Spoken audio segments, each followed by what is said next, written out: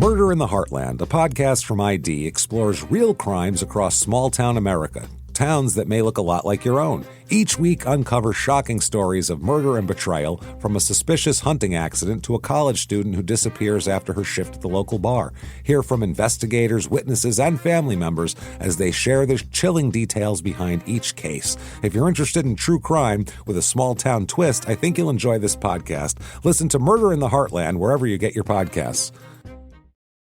This week, in Acme, Washington, a young woman vanishes while on a jog on her very rural road, and when she's found brutalized and very dead, it's clear that there's a very sick person in the area, even prompting police to look into the Green River Killer, but it turns out to be the most ordinary guy possible. Welcome to Small Town Murder.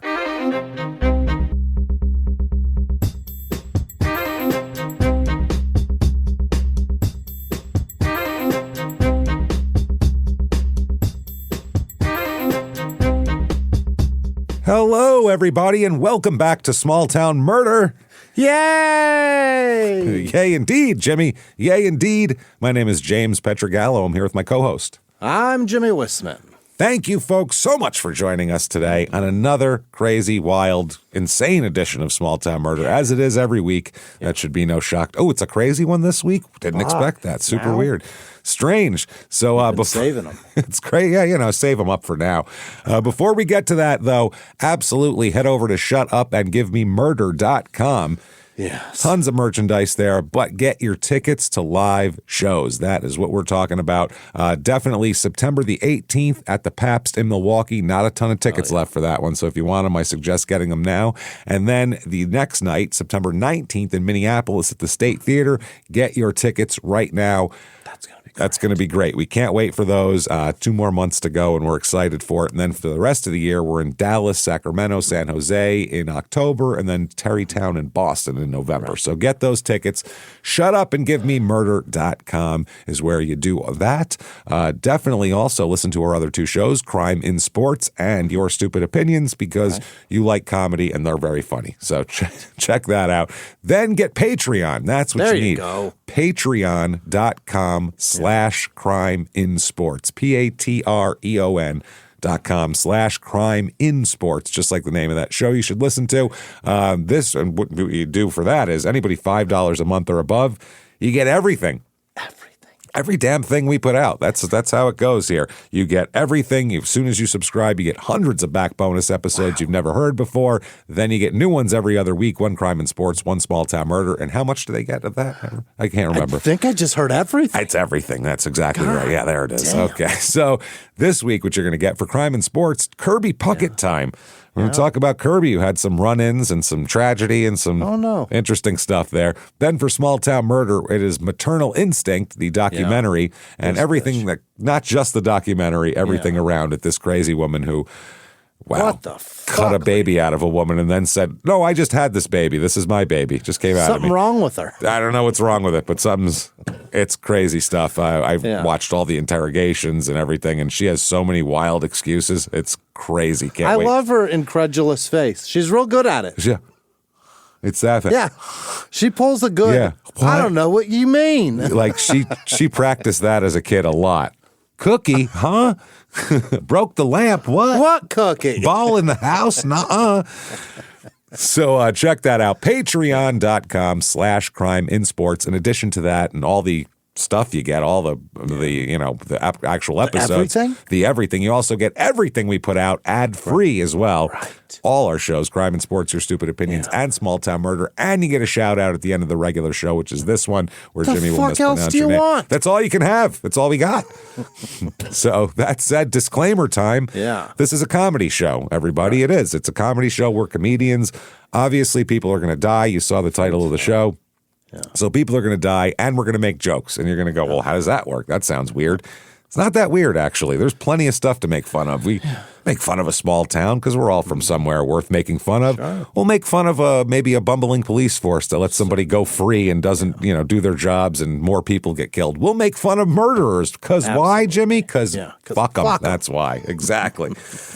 But what we don't do is we never make fun of the victims or the victims' families. Why, James? Because we're assholes. But we're not scumbags. Yeah, that There you works. have it. That's very simple. That's how it goes. So if you think that true crime and comedy should never, ever go together, you might not like the show, but I think you might. You should stick around, check it out, and here's the deal we'll make. Either way, no complaining later. How's that That's a sound, good everybody? deal. That's a good deal, I think, for everyone here. So that said, I think it's time to sit back, clear the lungs here. What do we say? Arms to the sky.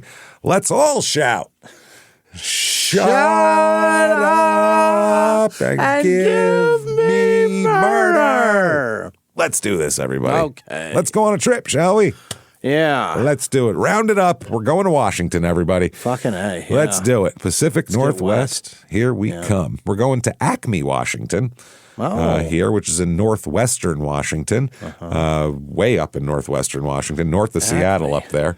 It's about an hour and 35 minutes to Seattle and about an hour 40 to Vancouver, British Columbia. So kind of right in the middle of those two. And an hour 45 to Freeland, Washington, which is our last Washington episode, way back episode 657. So it's been a while. For some reason, I completely spaced on Washington. I usually try to, do them at stagger them at a normal rate. And this one, I was like, we haven't done Washington in a long ass time. Right. This is crazy. That was the Beauty Queen conspiracy murder. I think that was a crazy oftentimes episode. lump Oregon and Washington into the same state. I think a lot of people do. I think they're the same. It's rainy and foresty, and it's all pretty much the same. They are exactly the same. There's a border, but it's fine. It's Vermont and New Hampshire. Identical. Vermont and New Hampshire. Identical. They are even the same state, just upside down, so they fit with each other. It's fucking ridiculous. Yeah, it's the same thing. That's the northeastern Oregon, Washington. Yeah. Washington and Oregon would be the same shape if it weren't for that little Huey shit water. out the top. Yeah, all that water, that pesky shoreline. It tends to make things unique. This is in Whatcom County.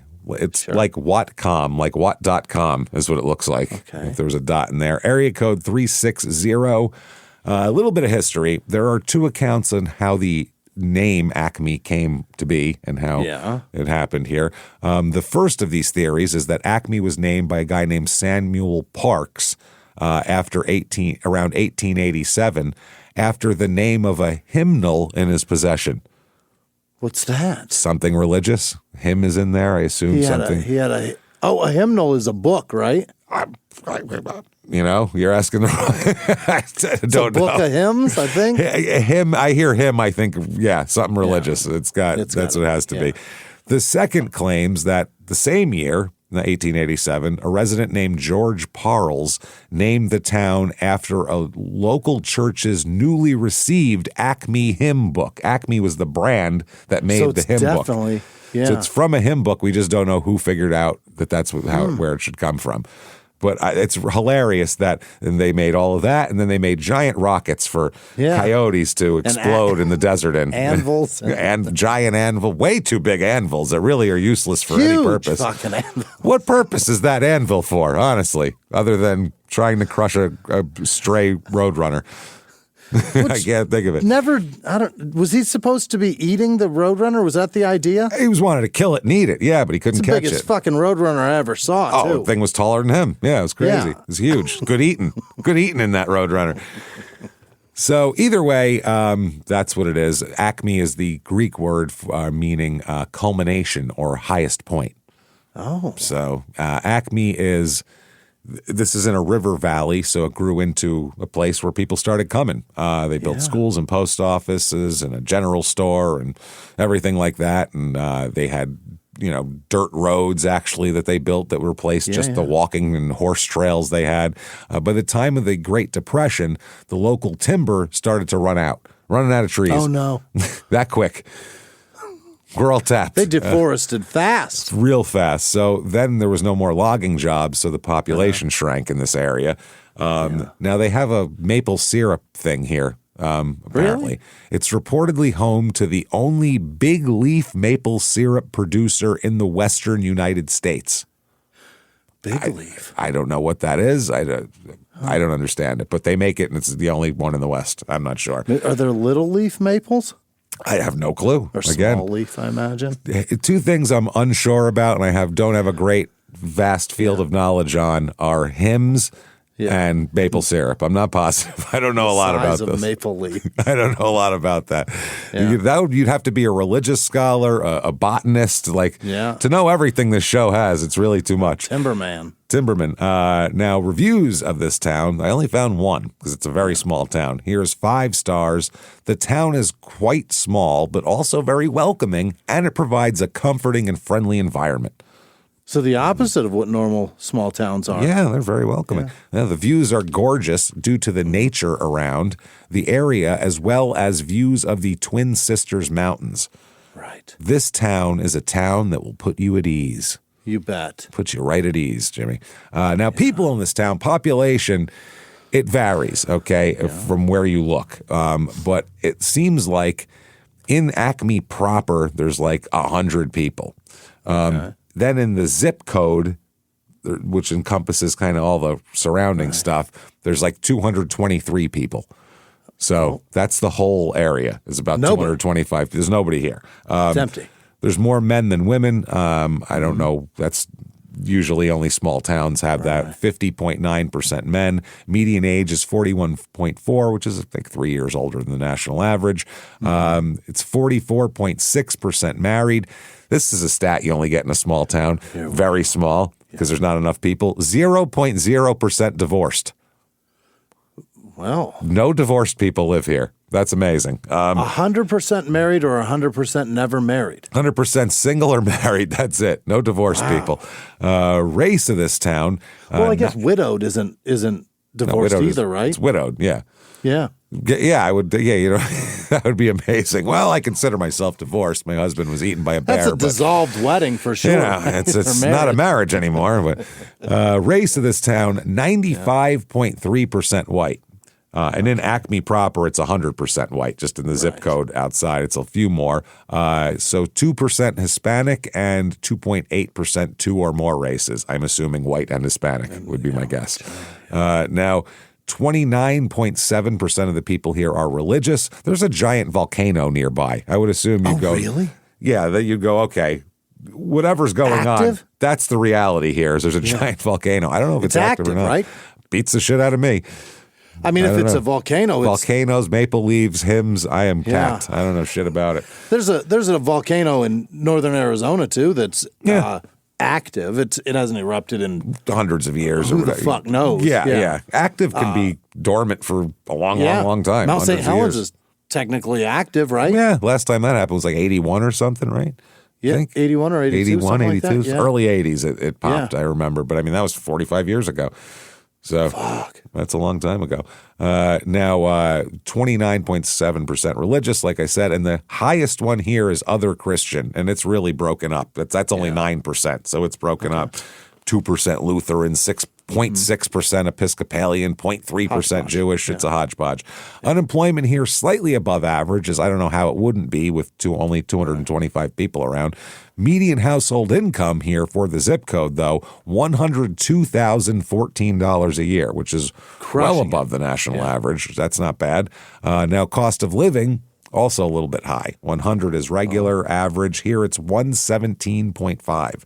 Goddamn. High. Housing is the high one, too. Median home cost here, $470,600.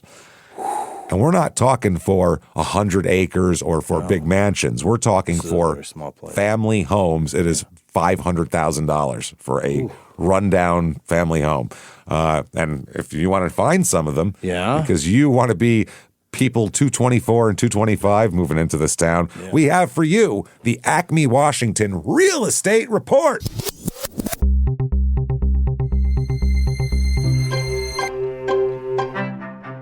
All right, your average 2-bedroom rental here goes for $1,070, which I don't know how many 2-bedroom rentals. I don't know how many there would be here though. Can't be many. Here is the first one is just a lot. 41.71 acres, this lot. Wow. Big lot, gorgeous. It says mountain views, road access, trees, elk, trees, creek, wetlands, even touches the mighty Samish River at its headwaters, and there's elk. Yeah. There's elk. That's fun. That is going to be $280,000. Can you hunt elk on your own property?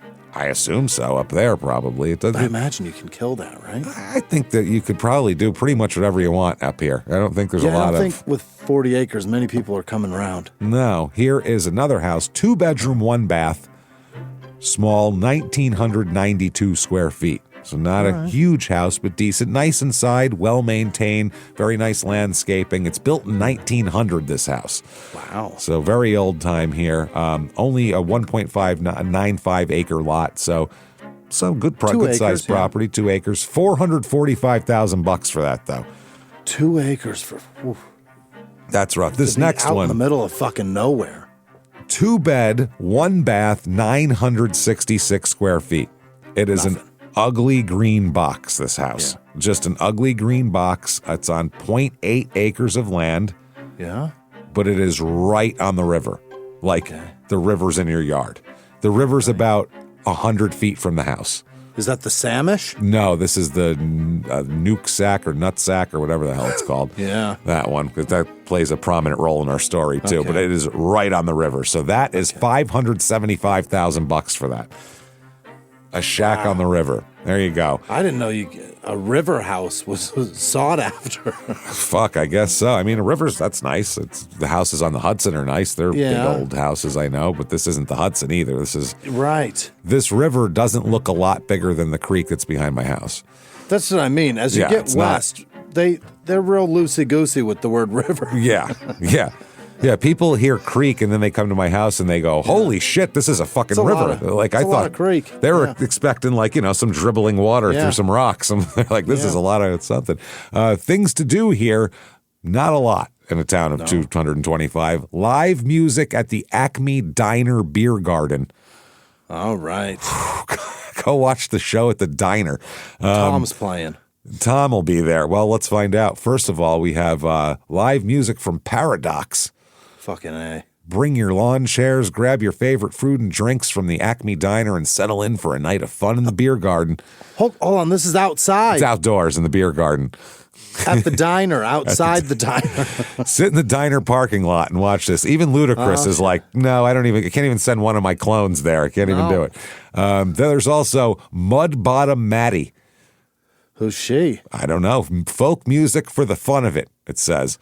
Yeah. All right. Also there, Charlie Parton. Not Parton like Dolly. Partin. He wants you to think he's related to Dolly, though, if you hear him. Soulful, raspy vocals and heartfelt stories. Charlie Parton. Huge tits. What an asshole. What a dickhead. He's a tit, all right. Unless that's his real name, he's a douchebag. Unless his parents named him Charlie Parton. Heartfelt storytelling, blending raw country and Americana into a sound that's perfect for a laid-back night in the valley. Oh, he's trying to be... That's what she is. That's exactly what it is. She is a rags to riches story that's beautiful. Raspy vocals is his thing, though. Aspen Birchfield. Acoustic indie folk set. Oh, God, that sounds terrible. That's two different kinds of trees. Aspen Birchfield, exactly. Yeah. The Groove Doctors. All right. It's probably like the drummer from the Spin Doctors, and he's like, well, they kicked me out of the fucking band, and so no one knows who I am. This is white people, the Groove Doctors. There's no groove to be had. An electrifying mix of blues, rock, R&B, classic covers, originals, horse shit at a beer at a diner. You're too white for this. Nope. Stop it. The Happy Accidents. That's one of my favorite names. That's good. Blending blues, rock, folk, and country, they deliver a soulful, feel-good sound of original music that gets your toes tapping and your heart singing. Oh, God. How old are they? How about the Enchantrix? What? With an X. Enchantrix. That sounds sexual. It sounds like a sex toy. Sounds like a dildo. I got my wife the Enchantrix. Now she won't fucking come out of the room anymore. She locks the door. I can't get her out. It twists and thrusts. This Enchantrix ruined my marriage, man. It's enchanting tantric sex without me. It's too much. It came in a box the size of a fucking Chevy. It was crazy. It spins. It's got pearls inside. How am I supposed to There's other things, and there's a tentacle arm that comes off and diddles her. There's a lot going on. Also, I got this thing that barely gets hard anymore. Fuck. They have killer guitar riffs, powerful female vocals, and a big dynamic sound that keeps the energy up. How about JP Falcon Grady? Falcon Grady, a Native American singer-songwriter from Browning, Montana. Okay. And, we got an out-of-towner. An out-of-towner. He drove all the way here for this. And then the Saltwater Cowboys. Yeah. Okay, they're local. Local country band, it sounds like. Yeah. That said, crime rate in this town, what we are interested in, property crime. This is crazy. This is a town of 225 people. Yeah. Almost double the average for property crime. What? We've never heard of this in a small town. And you'd think, well, maybe that's an anomaly. Maybe somebody last year went nuts and broke out a bunch of car windows and drove up the crime rate. Well, no. Violent crime, murder, rape, robbery, and, of course, assault, the Mount Rushmore of crime, is almost triple the national average. What the fuck is happening in this place? Always? Do you know if it's year after year that keeps doing this? Not sure. That's what it is this time. I mean, unless they had a real bad year that last year. This is great. Calm the fuck down. Is it meth? Is that what's going on? I don't know. Mountain air, babe. That said, No, that's not mountain air. It's on the coast, right? I don't know. No, it's inland a little bit, but it's in the mountains. But anyway, let's talk about some murder. What do you say here, everybody? Let's get murdery. Okay. Wow. Interesting here. Let us go back in time, shall we? Let us go back to 1989. Right. Okay. Let us go back here and let's talk about a young lady first off. Okay. Now, we're going to talk about Amanda Teresa Mandy. She goes by Mandy because her name's Amanda. Stavik, Stavik. Now, Mandy here, she's born April 16th, 1971 in Anchorage, Alaska. Is that right? The family's from Alaska. Her father's Glenn, her mother's Mary, and they come from Alaska. You know what? I can't really pin that down exactly. That's interesting. The reason, or if they were just from Alaska. I'm not sure. Running from the law. That's running from something, or went up there for the oil rush and never left. I'm not sure what happened. She has two sisters, Mary Alice and Molly. Mary Alice is one person, and has two brothers, Brent and Lee. She's got a couple of stepsisters too. We'll talk about also. Now, in 1974, Mary and Glenn, her parents, are divorced. Oh, so she's about 3 years old when her parents split up here. Yeah. Now, August of 1975, when she's about 4 years old, the family has some serious tragedy here. She has a brother who is 16 years old at this point named Brent, okay? Brent was found on federal property in Alaska absolutely riddled with rifle bullets. I mean, wow. They say some people said he was shot as many as 19 times. 16 years old. 17 times. 17 years old. 16 years old. 17 shots, 16 years old. Oh. Yeah. It's a young man. Yeah, he was a kid out hunting. He was on federal property near the State of Alaska way station on the Glen Highway. And he'd been bow hunting, according to his friends, and he was found riddled with rifle bullets and covered up with brush. So this is on purpose. Yeah. Nobody mistook him for a moose or anything. This is murder. They tried to cover it. This is wounds to the head and chest, too. They wanted him dead, whoever shot him. Oh, he did something that someone didn't like. The father here, Glenn, said as far as the circumstances, they never found any clues or any reason for the murder. He was just found shot. It's still unsolved to this day. Wow. 51 years later, still unsolved. So if anybody knows who killed Brent in 1975 in the woods in Alaska. He'd be 67 years old today. Yeah. He was born in 59, this poor kid. So this is horrible. He should have grandkids now. Yeah. Instead, he's been dead since before we were both born. Wow. It's fucking crazy. That's a lot, man. So then the fucked up thing is he was shot 17 times, and they tried to solve it, including they said that there was a prison escapee, Alan Wayne Hurley, here.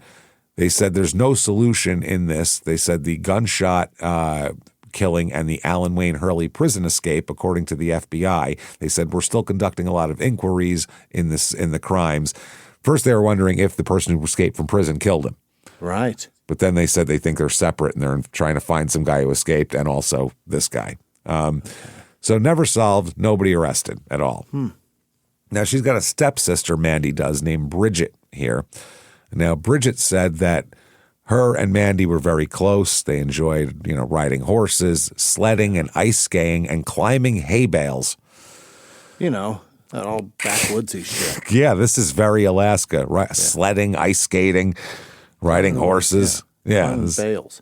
Totally. And they were very close growing up, so she did stuff like that. Now, Mandy will talk about, she's a very good athlete. Excellent athlete. Yeah, really, really good. Like a four-sport athlete. Oh. Excellent. In October 1983, that is when Mom, her remaining brother Lee, who was very young at this point, I believe was 6, 7, something like that, and one of her two sisters moved to Washington. Got it. They come down to the mainland here because Mom wanted Alaska wasn't safe, she thought. You know how Alaska is. It's, crazy. So, well, my son was just murdered by 17 shots. It's dangerous here. That's why. But that was 8 years earlier. Yeah. So something was happening in the 80s. I don't know what it was, but she said, I need to go somewhere safe. I'm going to take my remaining alive children and go somewhere safe here. So they pick Whatcom County and they pick Acme, which is just Acme is barely a town. I mean, it's a speck of a town. It's on Highway 9, which is about an hour or half an hour east of Bellingham. It's the middle of nowhere. They have a general store and that's it. So Mandy thrives in this environment.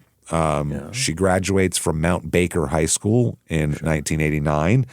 She was a starter for the girls' basketball team for 3 years. Also played softball, ran track and cross country, and was on the cheerleading squad for the football team too. Wow. In other words, she left the house at 6 a.m. and came home at like 8:30 at night every day. I mean, that's so busy. Yeah. You have practice for something every day after school. And those are sports that go different seasons, so she's not doing all 4 of them at once, but she's probably doing 2 at a time. She's always busy. Yeah, always doing something. There's no time when none of those sports are going on. Softball, track, cross country, football, or basketball. Yeah, that's year-round sports. It's year-round. That's busy. You're doing 2 at a time probably, right? It has to be. Well, in addition to that, she's also on the honor roll and played saxophone in the school band too. And busy. She's like Lisa Simpson with athletic ability. Like she's got that's so much. There's no free time at all there. Her lungs are very healthy. Oh, Played between the running and the sax, fuck. forget about it. Yeah, she will fucking pop a balloon and tooth blow. Done. Boom. Hey, everybody, just going to take a quick break from the show and tell you a better way to feed your lovely, lovely little kitty with Smalls. Smalls.com. Oh, I love my kitty. Brandy's my girl. I love how she's so happy, and I like how, too, she likes to get into things. She's a little, she curious. Has this, she has a little water thing. She likes to just pop the top off it just to show me, hey, look what I did there. Pay attention to me. It's just cute. The water. She lets me know, like, hey, I'm here. Pay attention to me. Give me the good food is really what it is. Give me the Smalls. I'm telling you, Brandy loves Smalls. She loves it. It's amazing. She goes nuts when you start giving it to her. Yeah. Smaller poop. She's shiny. She's doing fantastic. She's great. You don't have to deal with all that chunky. They don't throw it up. It's just better. Smalls fresh cat food is protein-packed recipes made with preservative-free, 100% human-grade ingredients that you'd find in your own fridge. It really looks like you'd like to eat it. It's pretty good. And it's delivered right to your door. Since switching to Smalls, I've really seen my cat go right to the food more. Doesn't just like, oh, there's food, I'll get that later. She's like, oh, I want that now.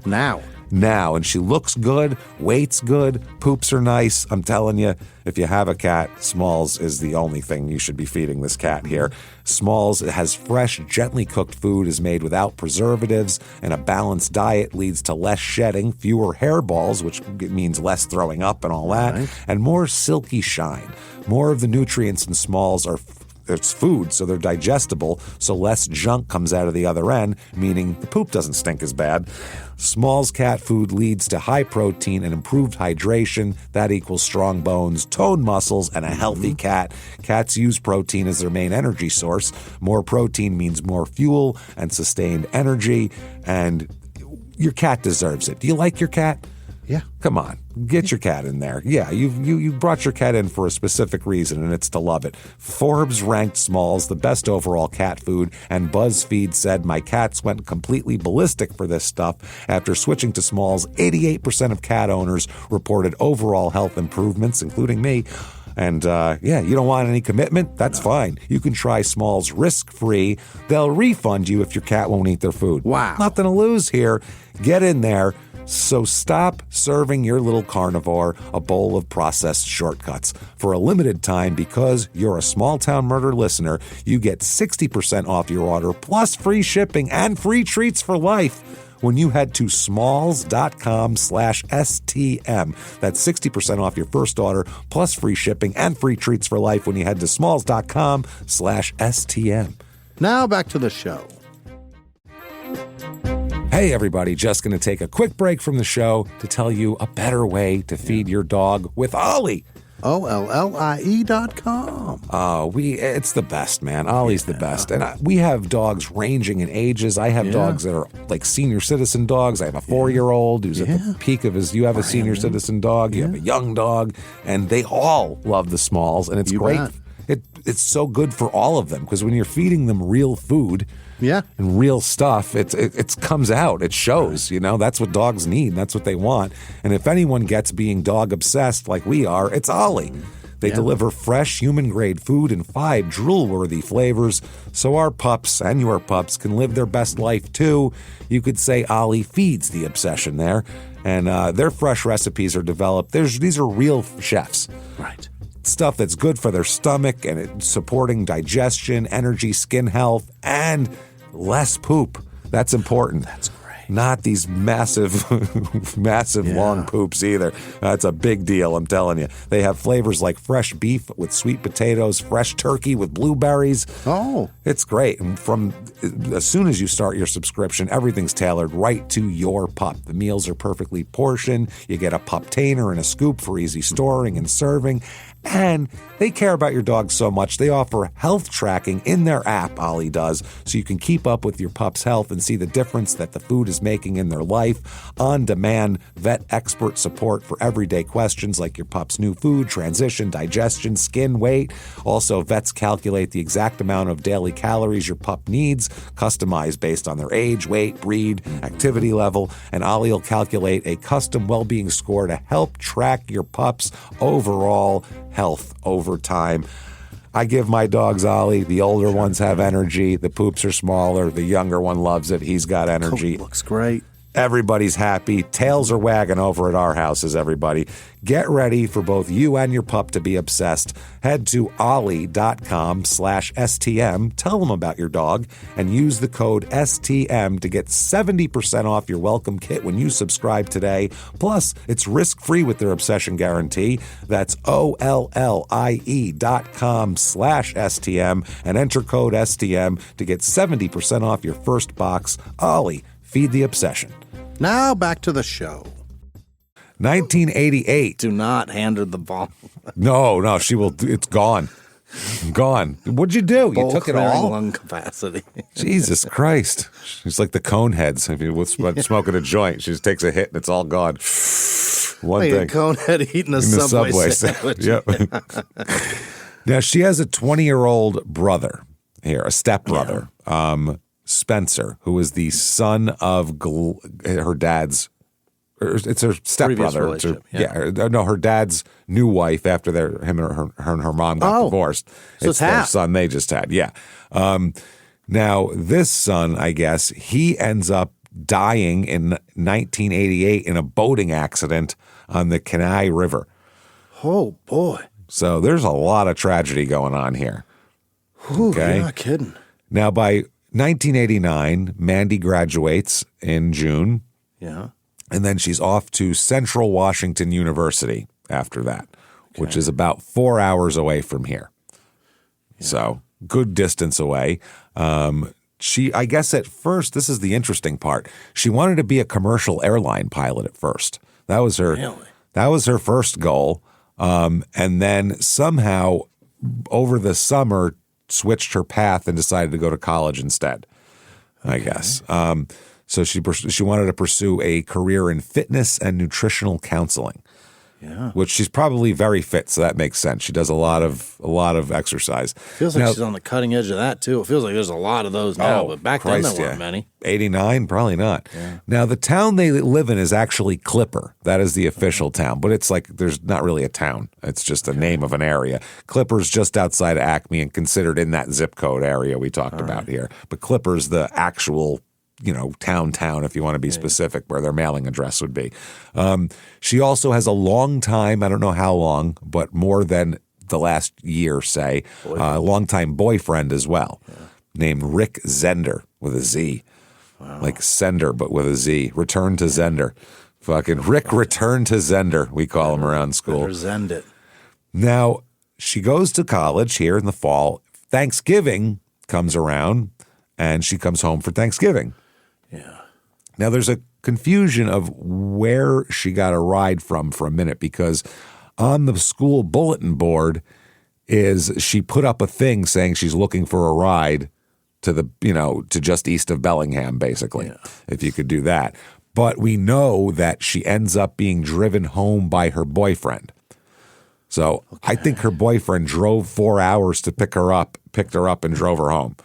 God damn. Which is a goddamn long round trip. And he's a sweet man. That's a nice guy right there. She doesn't come home alone, though. Mm-hmm. She brings her roommate with her, who is a Japanese exchange student. Yeah. Who speaks very little English. And the two of them are trying to learn each other's languages with neither. So, yeah, she's trying to learn Japanese, and this Japanese girl's trying to learn English. And they're hanging out. That's not easy. No, that is, especially if neither of you speaks both, that's going to be tough. Now, her name, and I shit you not, is Yoko. Swear to God, her name is Yoko, which is just hilarious, because I'm sure everyone called her Yoko anyway. You know what I mean? Hey, Yoko. And she went, huh? That's the only name I know. I'm sorry. That's what's sad. Just some, some fucking meathead college kids were like, hey, Yoko. And she was like, yes? It's either Yoko or Kim. That's all they're calling her. One of the two, and that's Korean, for Christ's sake. Is it? There you go. There you go. So now that's what it is. That's Wednesday, November 22nd. They get a ride home with Rick Zender and back to Acme, okay? Yeah. Now, Rick Zender drops Mandy and Yoko at Mandy's parents' house. It's Mary's house, her mom's house, at about 2 p.m. on Wednesday, November 22nd, which means he left the house at 6 a.m. to pick her up or earlier. Wow. Think about that, because it probably took him a minute to get in the car. Maybe they stopped for a bite to eat. He probably left the house at 5 o'clock in the morning. Shit. What's 4 hours from you? Philly? From me? Yeah. Nah, Philly's closer than that. You could drive to Philadelphia. Yeah, Philly's closer than and that. back. Yeah. And still beat that man. Still beat him. Fucking, that's crazy. Yeah, 4 hours. I mean, Boston's 3 and change from my house. Like 3:20 or something from here. That's so, I mean, unbelievable. It's far. It's a trip. Yeah. It's a goddamn trip. To have someone take me to Boston to do shows, I have to pay them a good amount. To bring me back and take me. Yeah. So they show up. Now, later that afternoon on the 22nd, Mandy visits her former high school to see some friends and visit the basketball team, which she was big on. So she wanted to talk to her coach and the teammates who were there still, from when she was playing and all that kind of thing. So she hangs out for the basketball's team practice. Yeah. And don't know how long exactly she stays, but that evening, and also too, the day before Thanksgiving in a small town is when people gather. Right. That's like if you go not even a small town, if you go like around me, like the night before Thanksgiving, every bar is full to capacity with people who haven't seen each other in a long time. Wow. I came back here after I was in Arizona for a few years. I came back when I was like 23, and my friends wanted to go to a bar, so we went to a bar. We were hanging out, and in came my father with a group of his friends into the same bar. That's how many people. I was like, this is weird. I haven't seen him in a while either. Yeah. I saw him at the house when I said I'm going to go to the bar for a while. And then he ended up at this other same thing. So, I mean, it's so many people. I saw 100 people I hadn't seen in years. Wow. Just because that's where people were hanging out. So she hangs out there. The next day, Thursday, November 23rd, 89, is Thanksgiving Day. Right. So she does nothing. She spends the entire day at home with the family, eating food, kicking back, watching football, doing the normal Thanksgiving shit. Then comes Friday, November 24th, 1989. Okay, day after Thanksgiving. She hangs out in the morning. Toward lunchtime, they eat some leftovers, some turkey sandwich and shit like that. She goes for a long walk with Yoko. She has a 5-mile jogging route that she does when she's home, always. Oh. She was in high school. She did it all the time, does it every day. 5-mile path that is her thing. Yeah, but it's 2.5 miles out, 2.5 miles back, I guess. So she walked this path with Yoko. I guess Yoko's not a runner, apparently. Yeah, but Yoko likes the cardio. Yoko likes to get some cardio in, just not too intense. Yoko likes to keep it chill, if we know what it is. She's more of a slow burner. She tears things apart real slow from the inside. She doesn't want to be too tired. She has a lot to do later. She's got to go inside, get nude, take weird pictures, and then screech into a microphone for a while. Slap trash can lids together while she yells.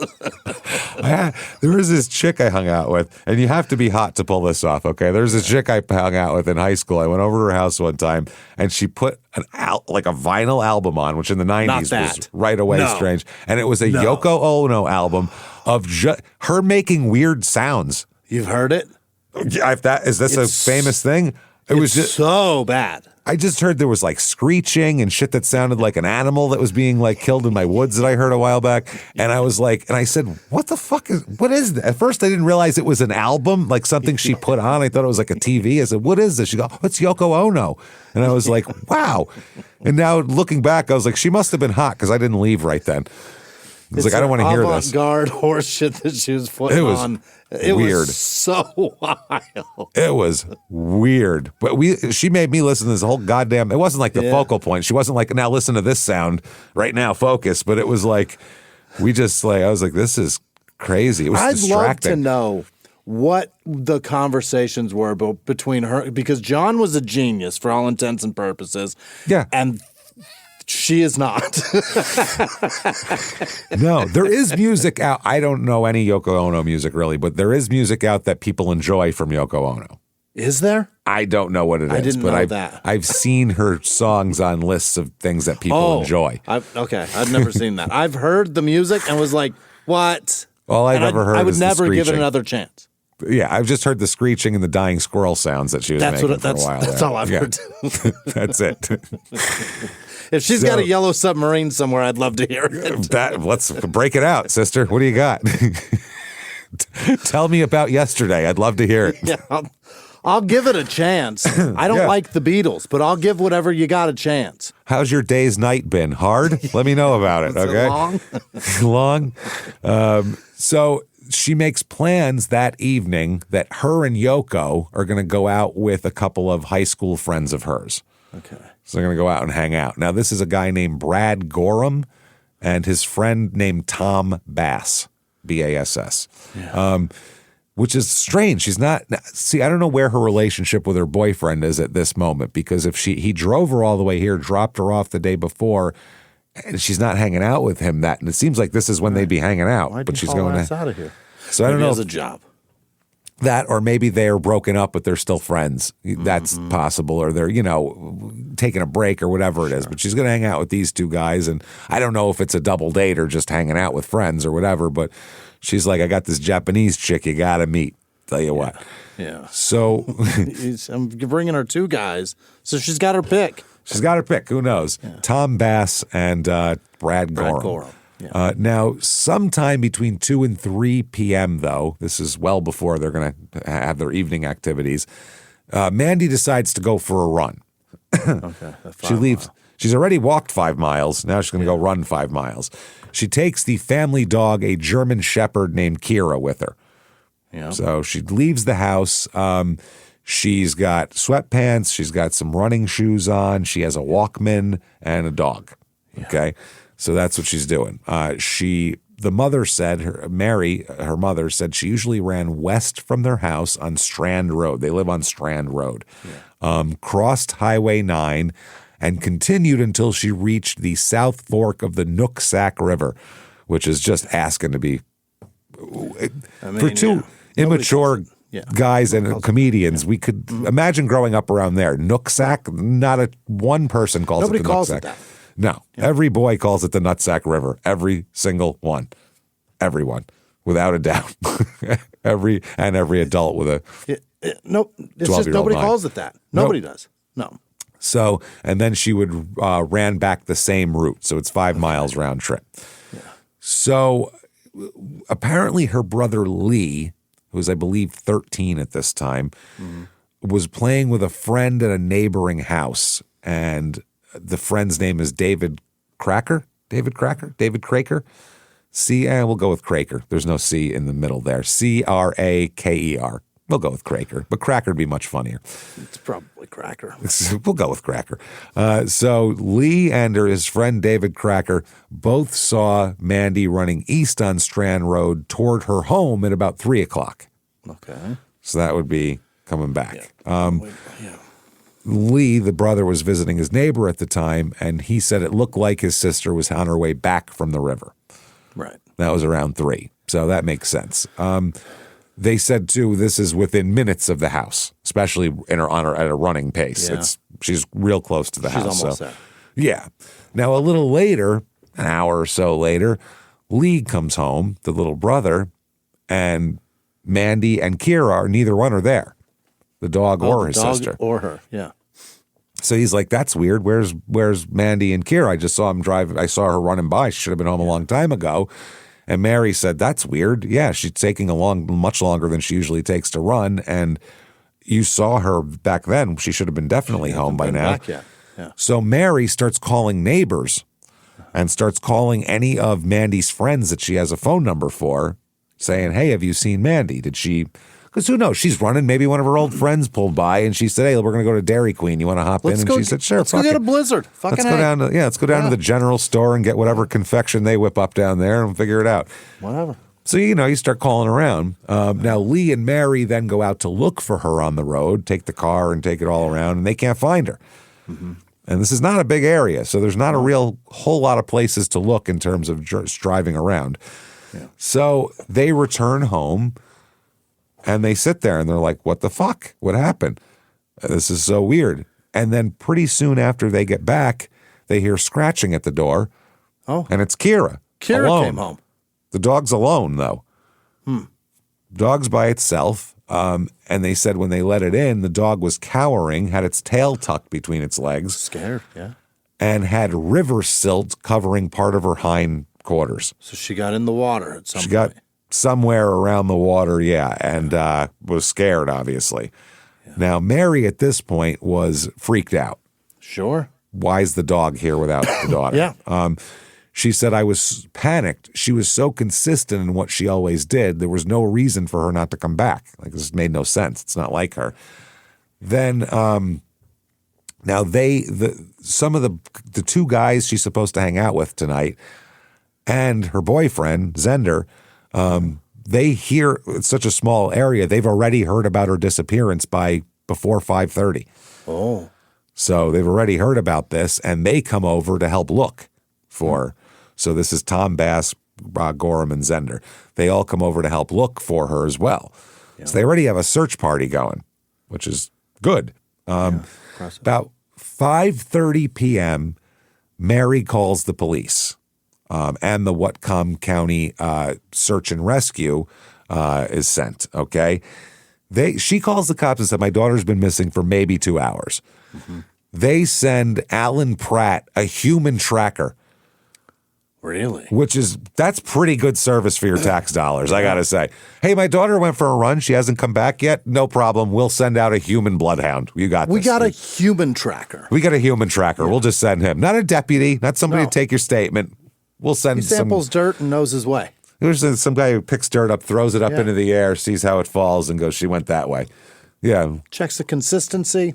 Of like a branch. Yeah. Gets it in his molars. Really good. It in a little bit. Yeah. Yep. That's great service. how do they have one of those in their budget? Most American cities don't have a human tracker. I know people can't get their garbage picked up on time. These people, you call up. My daughter, she might have stopped with her friends, or she could be missing. We'll send the tracker. Don't worry about it. They show up on Wednesday, but it's very inconsistent of what time. Oh, you never know. You never know. Yeah. It will be before I want to wake up in the morning. I'll tell you that fucking much. Probably. It will be before about 5 6. minutes before. Yeah, Tell you that before much. my alarm goes off. I'll tell you, it's always before 6. Just rob me of that. Hey, why don't we send the mail around with the garbage guy? Yeah. He can drive, rather than him coming at 5:30 at night, he can come at 5:45 in the morning and we'll get it all worked out. Yeah, I'm on the end route of my FedEx and UPS and mail, and you're in the middle the beginning route so of far the out there, trash truck. Yeah. So if it says will arrive sometime today before 9 p.m. or whatever the fuck, I'm guaranteed to get it right around 7 p.m. Right around when I sit down to eat, the doorbell rings. That's perfect. And they always want a signature. Always. Guys. Always FedEx. FedEx are the ones that always want fucking signatures. Like, will you just leave it here? I got a doorbell. Yeah. I know whether or not you made it. You know what I mean? God. If we've got a Ring doorbell, if you've got a camera of some sort, that should be enough to not require the signature anymore. They've got cameras on their fucking chest, for Christ's sake. Yeah, one nice thing, my FedEx guy in the beginning, I was like, just sign for everything. Sign for everything. I don't give a fuck. Don't call me, basically. Every time you ring, all the dogs bark, and now it's a 20-minute fucking procedure now because you rang the doorbell. Okay. So, and I miss you twice, and now I have to leave my house to go get this shit that's nowhere near my house. Yeah, because you knocked, the dogs barked, and I wasn't answering shit because I was trying to keep them quiet. So now this guy, the human tracker's name is Alan Pratt. And he finds a disturbed spot on the shoulder of the road, the corner. This is on the corner close to Mandy's house.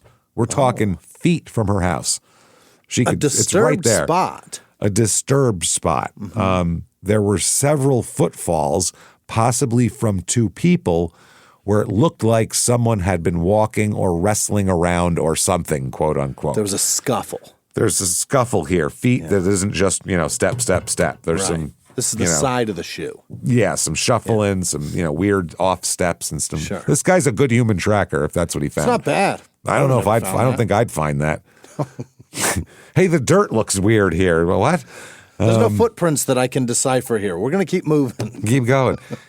Yeah, totally. The nearby grass also showed signs of disturbance. And there was river silt in a nearby ditch close to this area that's similar to that found on the dog. On the dog. So the dog was probably in this area too. What they don't find here is Mandy or any sign of her other than some silt and some disturbed dirt. So this now becomes no one knows where she is. Literally all of her friends are accounted for. They all say they haven't heard from her. This is now freaking everybody out. So what happens is one of those small town things, everybody looks for her. Yeah. The whole town looks for her at the same time. Hold hands and walk. Everybody. Yeah. It's crazy. Neighbors, they're walking, they're in trucks. They have volunteers. They said that one guy said he searched for days and all around everywhere, and deputies and reinforcements from other counties came in. This is a big deal here. And so there's helicopters, there's horsemen working the brush and riverbanks. I mean, they are looking for this chick, man. Yeah. Saturday, November 25th, the next day, still haven't found her. Uh-oh. This is when deputies come from other counties to help as well. They run helicopters up and down the river corridor here. They do all of that. They mount searches to push into the brushy areas too, where vehicles can't go and stuff like that. It's huge though. Everybody comes. There's they talk about all of these searches, and they said that the one guy said he's been on all these searches and he's never seen people so enthusiastically searching. Basically. Wow. Farmers would do walk their entire properties, all their acreage, and loggers would check on spur roads that were. Everybody was involved in it. Teenagers that knew her did grid patterns searching for her, looking for her on the roads and fields everywhere. Really? So, I mean, they are looking for her and not finding her is the problem. Sunday, November 26th, 1989, the search now expands from, because they thought she must have been pretty close to the house based on that disturbed dirt. Right. Every day they expand out a little more.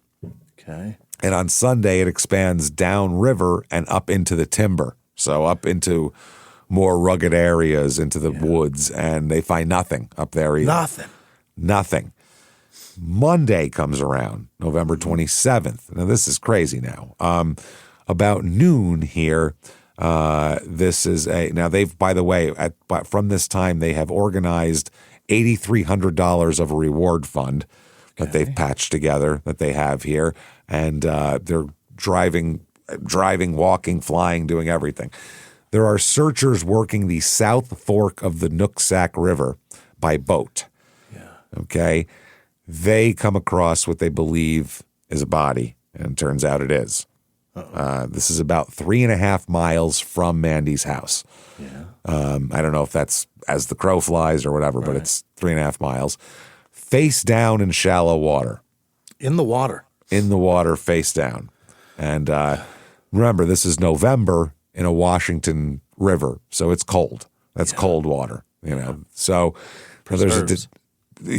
Preserves everything. There's a detective named Ron Peterson who this guy had just gone to get FBI training in DNA evidence recovery. DNA is brand fucking new at this point. What year is this? 89. Yeah. Brand new. Now, we'll talk about like how it came about, but 89 is when they're like even small town police forces know it exists now. Yeah. You know, it was being used for a couple years, but like, you know, not unless you were really into some shit, you wouldn't have known about it. If you're just some small town police guy, you might not have heard about it. But he just came back from DNA evidence recovery courses. From training in this. So he's thinking about if there might be DNA on this body and let's preserve it. Nobody touch it. Yes. So he personally manages the recovery because he doesn't want to lose anything. He's really agonizing on how to move her without disturbing any evidence. And really is extra in a way that in 1989 most people were not with bodies. Yeah. They were not even thinking about DNA. Just happened to be he just got back from a course on it. Otherwise, they'd have just pulled her out of the water, thrown her in a bag, figured it out from there. So she is face down and naked except for no clothing except for socks and her running shoes. That's all she's wearing. Okay. And it's a slow-moving, shallow area of the Nooksack River here. Socks and shoes only, huh? Socks and shoes only, naked otherwise, which is interesting. Now, there's no evidence of a struggle at the site, but they don't know if this is where she was placed or she ended up going with the river and ended up here. So they don't know. They suspect that the body may have floated downstream. They find about 10 miles south of the home of where she lives, they found a pair of sweatpants that may have belonged to her. Sure. They were tested at the crime laboratory, and they said that they weren't really able to find anything out about it here. There's another pair of sweatpants recovered near an unpaved road where garbage is sometimes dumped, and that was all inconclusive as well. All right. The pair that was found in the garbage dump were the same color sweatpants that she wore. I think it was like a teal blue, which is pretty specific. You know what I mean? Yeah. But they said the bloodhounds failed to identify the garment as hers, which it's been outside. That makes sense. Yeah. But her mother also couldn't be certain if those were Mandy's. So we're not sure if those were hers or not. But it seems like a pretty big coincidence it's probably hers. Yeah. And bloodhounds they're not known for being particular, are they? No. That's and also too. After a couple days outside, scents go. You don't know if there's any scent there. Who knows? Right. And if they were in the river first too, that would have helped knock some of the scent off. So who knows? But that's a big deal, though. They also found 2 pillowcases in that area where they found the sweatpants. Yeah. These pillowcases contain 2 types of hair. On one of the cases, a long blonde strand was found, similar to Mandy's. She's very blonde. And all of that. Now, an expert human trafficker brought in again. Tracker, not expert human trafficker. He'll bring anything in from Central America that you could possibly want. He's got it. What do you want? He's got it. He'll bring it in. Hey, everybody, just going to take a quick break from the show to tell you how to get in better shape with Ladder. LADDER.fit. .fit. Imagine having a workout plan from an expert coach that's new each week and can be done from anywhere. That's Ladder. That's what it's all about. Consider it your own personal trainer without the exorbitant cost, inconvenient scheduling, or awkward small talk that none of us like, but with the same expert guidance and structured workouts to get you real results. And that's the problem. If you're just starting to work out, you're not a big workout nut, you know what I mean? You're not real into it like that. You don't know where to go. You don't know what to do at the gym. It's a lot of people that seem to really know what they're doing, and you're wandering around. Yeah, at the gym, all these classes and programs, they have a schedule, and this way you can do it all on your own. A training plan like this really beats random workouts because you have a coach and progressive programming and training with intention, and you're going somewhere, and that's Ladder makes that accessible, which is absolutely huge. And yeah, I mean, I've always known, obviously, we know we should be working out, but we just don't know what to do. That's the problem. Right. We don't know where to go or what to do, what exercises, how many of them to do, how do I get stronger, how do I get better cardio, how do I do that? And that's exactly what the Ladder app does for you. Ladder app's an expert strength training plan, not a content library. It's not influencer workouts or challenges. It's real progressive programming designed by certified coaches. You get a new plan every week that builds on the last, and it progresses with the one after it and before it, and it's a big structure. It works like a ladder. It feels like having a coach right there with you because you got in-ear coaching guides, coaching that guides you through every set with cues and form reminders and motivation, and you can do Pilates, bodybuilding, at-home dumbbell only, hybrid strength, glute-focused programs, kettlebells, pre-post natal. Whether you train at home or the gym, there's a plan for you. And it also it tracks your stuff too, the app. It remembers your weights, your reps, your sets, so you can see yourself getting stronger over time. And there's a group chat where your coaches answer questions and members can motivate each other. And all this costs less than $1 a day. That's elite level personal training for, fractions of what you'd get that for, a tiny fraction, and now includes nutrition tracking at no extra cost, which is pretty cool. Ladder has AI-powered food logging and macro insights integrated into your training plan. So do it now. Remove the guesswork with Ladder and get a real coach in your ear telling you exactly what you have to do for every workout. No thinking, everything planned for you. If you have an iPhone, head to ladder.fit/smalltownmurder and take a quick quiz to find your perfect Ladder plan. Use our link and get a free 7-day trial with no credit card and $10 off your first month if you join. Now back to the show. Hey everybody, just going to take a quick break from the show and tell you a much easier way to find a doctor with ZocDoc. ZocDoc.com. Absolutely. When you move somewhere, I moved across the country. You don't know where to go. You don't have a doctor. No. All these things that you've had for a long time, you don't have them, and you don't know where to go to them. And that is where ZocDoc comes in. The best way to help you find a doctor, either in a new area or just if you maybe you haven't been to the doctor in a while. You've been putting stuff off. You can't be putting stuff off. This is your body. Yeah. That's all you got. You gotta go. Go to ZocDoc. Yeah, I'm telling you right now. ZocDoc is our sponsor today, and ZocDoc, there's a lot of pain in finding a doctor. It's really, really hard. It's so difficult sometimes. You just look up, and what do you look at? How do you know if this person, you don't know anything about this person, you don't know where to go? ZocDoc solves the frustrating parts of this. It really does. It makes everything so much easier.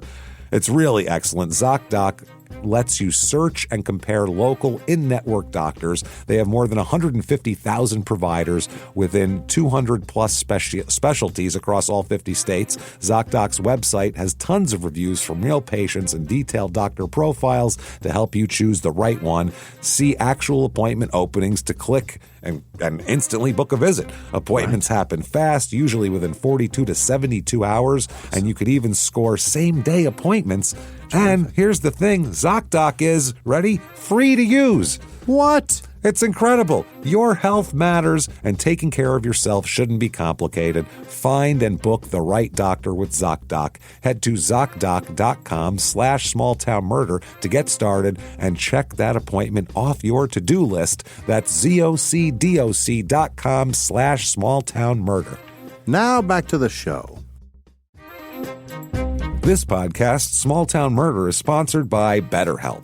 BetterHelp.com. Absolutely. This is, how's everybody doing out there? Everybody doing okay? Here's the thing. We're trying. That's what it is. Why is there still a stigma attached to getting help and support? That makes no sense, and it's the dumbest thing ever. It is. I don't get it at all. I mean, if someone had a medical problem, they went to the doctor, you wouldn't be like, huh, are you weak? Why would this? If you had a cavity, you'd want the dentist to fix it. Yeah, BetterHelp's 2026 State of Stigma report surveyed 2,000 Americans and revealed that 85% of Americans think getting support is wise, yet 74% say society discouraged people from doing so. Wow. So, I mean, that's think about that. Everyone thinks it's fine, but yet everyone's discouraging others from doing it. It's silly. Right. It's really silly, and there's a chasm in between, people needing mental health support and believing in mental health support and actually seeking it. It's very silly, and there's plenty we can do as a society, and that would be support people who get help, number one, and realize that it's great and everybody needs therapy. It's good for everybody, and BetterHelp is a great way to start. First of all, they have over 30,000 therapists. BetterHelp is the world's largest online therapy platform, having served over 6 million people globally, and it really works with an average of 4.9 out of 5 for live sessions based on over 1.7 million client reviews. BetterHelp's therapists work according to a strict code of conduct and are fully licensed in the U.S., and BetterHelp does the initial matching work for you so you can focus on your therapy goals. You fill out a short questionnaire. It helps you identify your needs and preferences, and they'll use their 12-plus years of experience and industry-leading match fulfillment rate, and that means they typically get it right the first time, but if you're not happy, they're going to make sure to get it right, get you another therapist at no cost. It's phenomenal stuff. Get yourself some therapy. There is no stigma. It is silly. Right. It's just silly. Don't let stigma stand in the way of support. Start therapy with BetterHelp. Sign up and get 10% off at betterhelp.com/smalltownmurder. That's betterhelp.com/smalltownmurder. Now back to the show. Yeah. It's got a menu, for Christ's sake. There's a menu. What do you want, little boys? 8, 7? What are you looking at? 3rd grade, 4th grade? So he is brought in, and tire tracks are found near the pillowcases, but no treads are visible, so they can't get a read on what kind of tire or car this may have been from. What would the significance of a pillowcase be? Oh, I guess you could put it over someone's head and put it over kidnapping? Yeah. Yes, you could do that, or whatever it is. They found a long blonde strand of hair that is consistent, so they wanted to at least see if it maybe is part of the whole thing, because we don't know what people's weird, how they murder people, I suppose you could strangle somebody with one of those too, right? You could twist it up, strangle them. Yeah, it's probably all purpose there. So you could put it over their head and beat them. You could do all sorts of weird shit. Put some soap in it and beat them to death with it? That too, yeah. You could act like they pissed you off in basic training. So the FBI was helping the investigation, and the officials planned to enlist the Green River Task Force in this. Oh.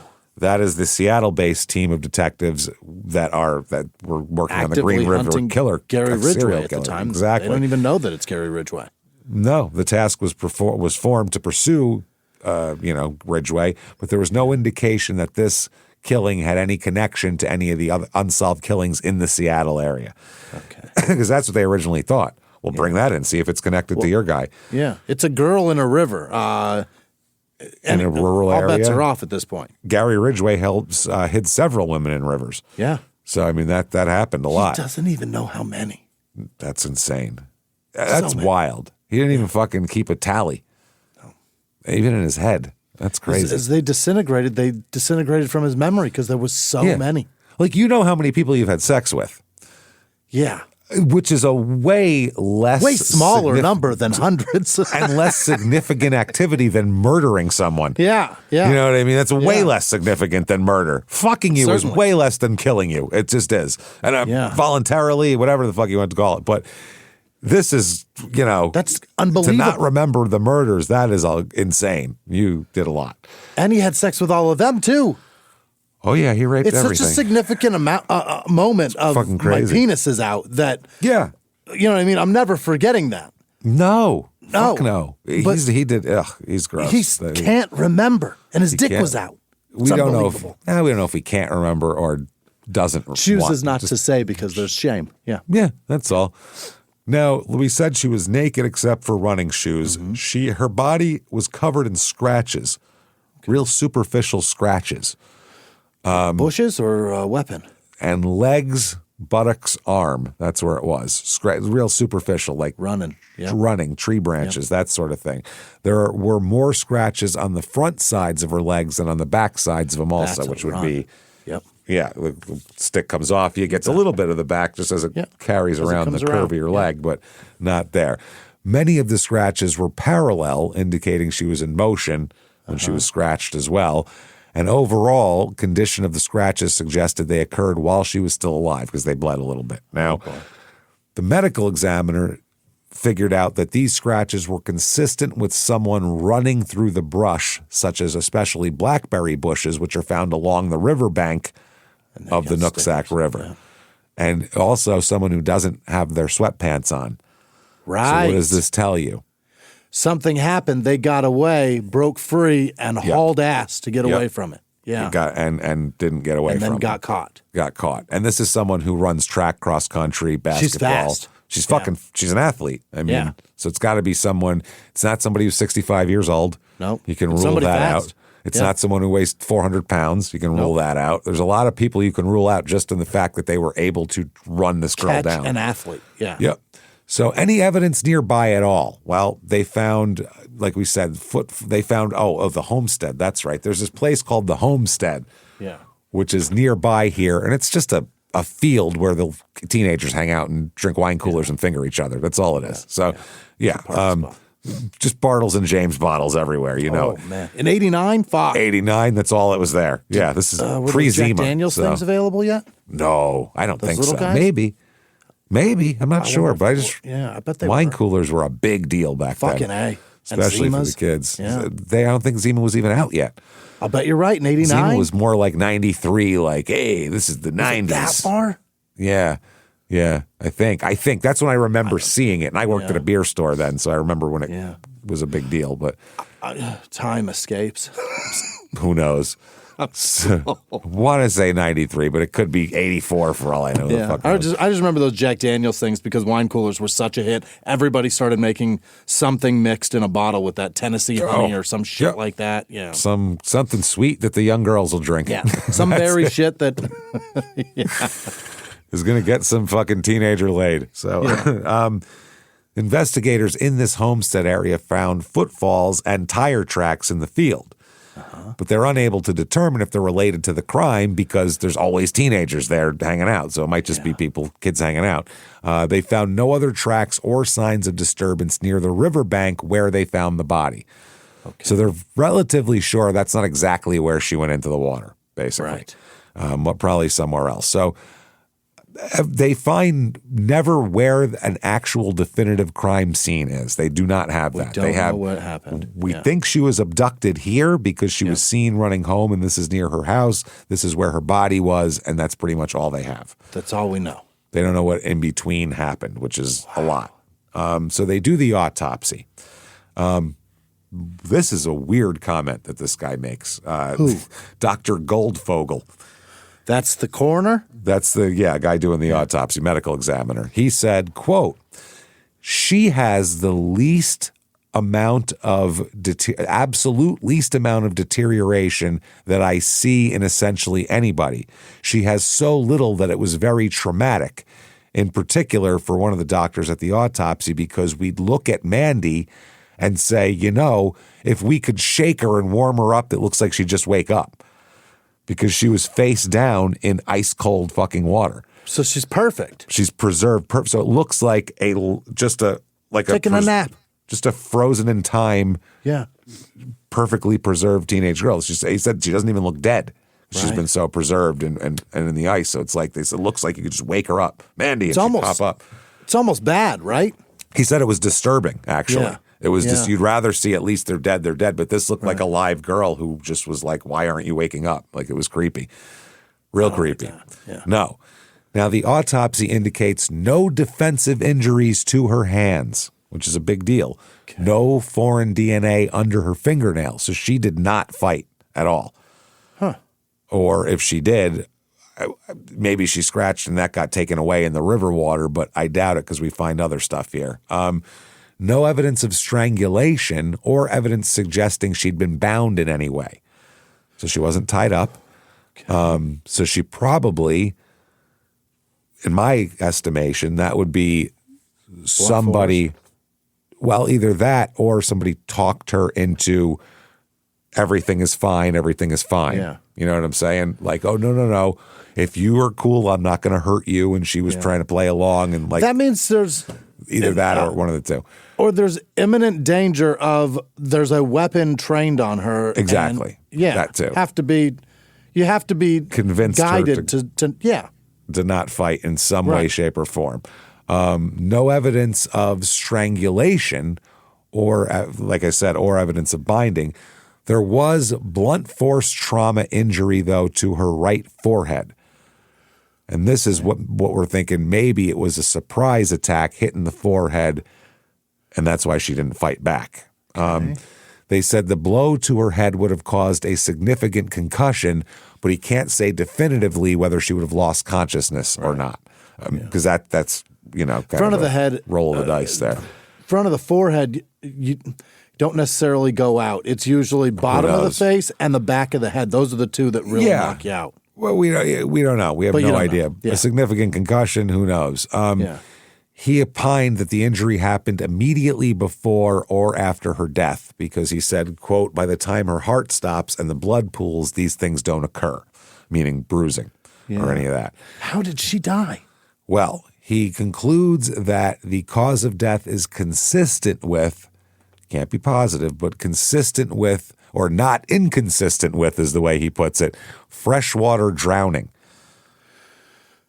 So maybe she's hit and she's unconscious and falls in the water and then breathes water in. I forget the word for that. Aspirate. Aspirates water. Or is that out? As inspirate? Is that out? That might be out. I'm not sure. Is that inspirate? I'm inspirating right now.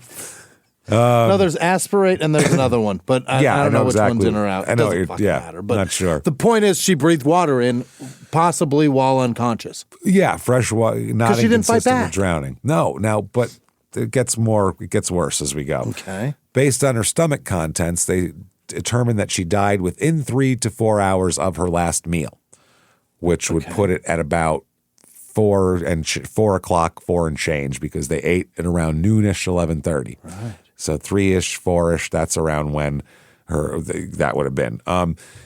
They said that she ate between 11:30 and 12:30 a.m. So all that. So we don't think that she was kept somewhere for a day first and then did this. So this suggested that she died between 3:30 and 4:30 p.m. on Friday afternoon. Now, during the autopsy, they find semen inside of her. Okay. And then if that's the motivation here, that's You go, why would somebody do this? This is why, because they wanted to rape this poor girl. Based on the sperm count, they concluded that the intercourse had occurred no more than 12 hours before the death. So 12 hours or sooner. Could have happened. Based on because they die off, right. Could have happened. Could have been 10 minutes, but no longer than 12 hours before her death. So this evidence leads the police to believe that someone kidnapped and raped her. That's what happened here. And bashed her over the head, raped her, whatever. And the bash over the head might have been because she ran away. We don't know. We're not positive. And she was obviously fleeing her captor at some point. So the doctor preserves the samples he collects which was important to do because not everybody did that in 1989, and sent them to the FBI and the Washington State Patrol Crime Lab for analysis. Yeah. So the crime lab develops a little bit later a DNA profile from the sperm. Wow. There's no, at this point in time, there's no CODIS or there's no database to put the sperm, to put the There's DNA nothing into. to compare it against. Yeah. But if you have somebody, you can compare their DNA. If I say, I think Jimmy did it and I swab you and then I can compare them side to side, but that's it. I can't like put it into a system and hope it gets a hit. So that's what they do. Now the area here, Strand Road runs off Highway 9 near Acme. And dead ends, Strand Road is where they live, where she lives, and her mom and her sisters and brother, dead ending toward the south fork of the Nooksack River. So there's a big dead end. There's one way out of Strand Road. You drive down, it's a dead end, so you got to go this way. Which matters because traffic on Strand Road is nobody driving. The only people that drive down this fucking road are people who live there. Yeah. It's a dead end in the middle of nowhere. And the good news about someone that who's is very that lost. If you go down it, people have a chance to see you twice. I mean, that's bad news for somebody but good news for those trying to solve it. Exactly. So it's nobody passes through here. Yeah. Basically, this is not an accident. So if you're on there, you live there, you're visiting someone, strangers' cars get noticed. Whose car is that? People will say when they look out the window. That's Who's this joker? People say that all day long. Yeah. Who's this joker out there driving down my street? So this is what they think happened. Okay. This is built from the evidence from the disturbed roadside autopsy, the geography, and this detective who walked the route a whole shitload. He kept walking this route to figure out what could have happened. Okay, so basically, he talks about going down the road, and Mandy leaves the house early to mid-afternoon, dog alongside her, runs her standard loop toward the river. The final sightings of her, because there's not her brother and a couple other neighbors, cluster around 3 p.m. close to home. One of the witnesses saw a man in a pickup truck, as we'll talk about people who were seen around here, near the bend who watched her run past, heading in the direction of her house, roughly an eighth of a mile away from her house. Do you know how fucking close that is? That's so close. You can see your fucking house. She was an probably... eighth of a mile is 500 feet, 600 feet? Yelling for your mother. That's how close. Like if you were being kidnapped. Wow. Mom, come out of the house. I'm being kidnapped. It's that close. You can hear from there for sure. Your guard is 100% down by the time you get to that point. So down. Yeah. So down. And I don't know how much her guard would have been up anyway, running in this rural area she's done a million times. So that's what she said. So now the detectives point out that that there's a wooded stretch ahead, and he believes that's where she was taken, in the wooden stretch close by. So they said that they don't think that whoever got her chased her down on foot. They had to have talked her over or had a vehicle. Yeah. They don't think anybody got out and started chasing her because she probably would have outran them. Also, she has a dog. A German Shepherd, for Christ's sake. Yeah. There's only a few dogs that on sight scare the living shit out of you. That's what I mean. I don't understand. So that's what makes me think it's got to be somebody that is familiar with this dog. Familiar with her and that dog. Because otherwise, a dog like that, you go, I don't think it's going to bite me. It's just obviously. And also, what's the dog not biting this person for? Right. That's the other thing. I mean, Jesus Christ. My dogs are very sweet, but they will bite the shit out of you if you're aggressive. When Sarah, she'll like tickle me sometimes, joking around, and I'll be like, oh, come on. Yeah. Frankie will run over. Yeah. And cover you. Push her off and like get away from him. And I'm like, and if you were a stranger, she'd probably bite you, but it's Sarah. So she's just like, come on, let's be nice to him. And I'm like laughing, trying to tell her to go away. And she's tickling me. It's a mess. Vaughn bites my legs whenever I raise my voice to my children. If they talk back to me and I through my teeth, say, don't you fucking dare. My dog loses his shit and tells me, don't you fucking dare. Don't like that. I don't like that at all. So they said a vehicle or control gained by a weapon. So they think maybe a gun pointed at her. That'll do it, would talk her into something and get in my car type of thing. Hop in. Also, they say that that would be fast and quiet. Point a gun in her. She gets in the thing. It's compliant, whatever. They said that could have taken 15 minutes to 15 seconds, basically. Right. And they believe that they think that he probably kicked the dog or did something to the dog to send it into the ditch to get the silt on him. Yeah. And that would he was scared. Explain the leg, tail between the legs. And so they think this could have been less than a minute, the whole process of taking her. Then they'd have to drive her somewhere near the river, they think. That's where also they think there's got to be local knowledge here possibly to know where to go around here, knowing where to take her, because this is a stressful situation. You got a teenage girl in your car that you've kidnapped and you're going to rape and kill. It's a lot going on there. So you got to kind of know what you're doing and where you're going here. Right. So they said then at some point she got away. That's the thing. She had to. Scratches on her arms and legs are consistent with sprinting through the brush, blackberry thickets, big thorns that all line the riverbank. So it must have been her getting away from the riverbank. When they saw that, one of the investigators said, he just said, oh my God, she was running away. She got away at one point. Yeah.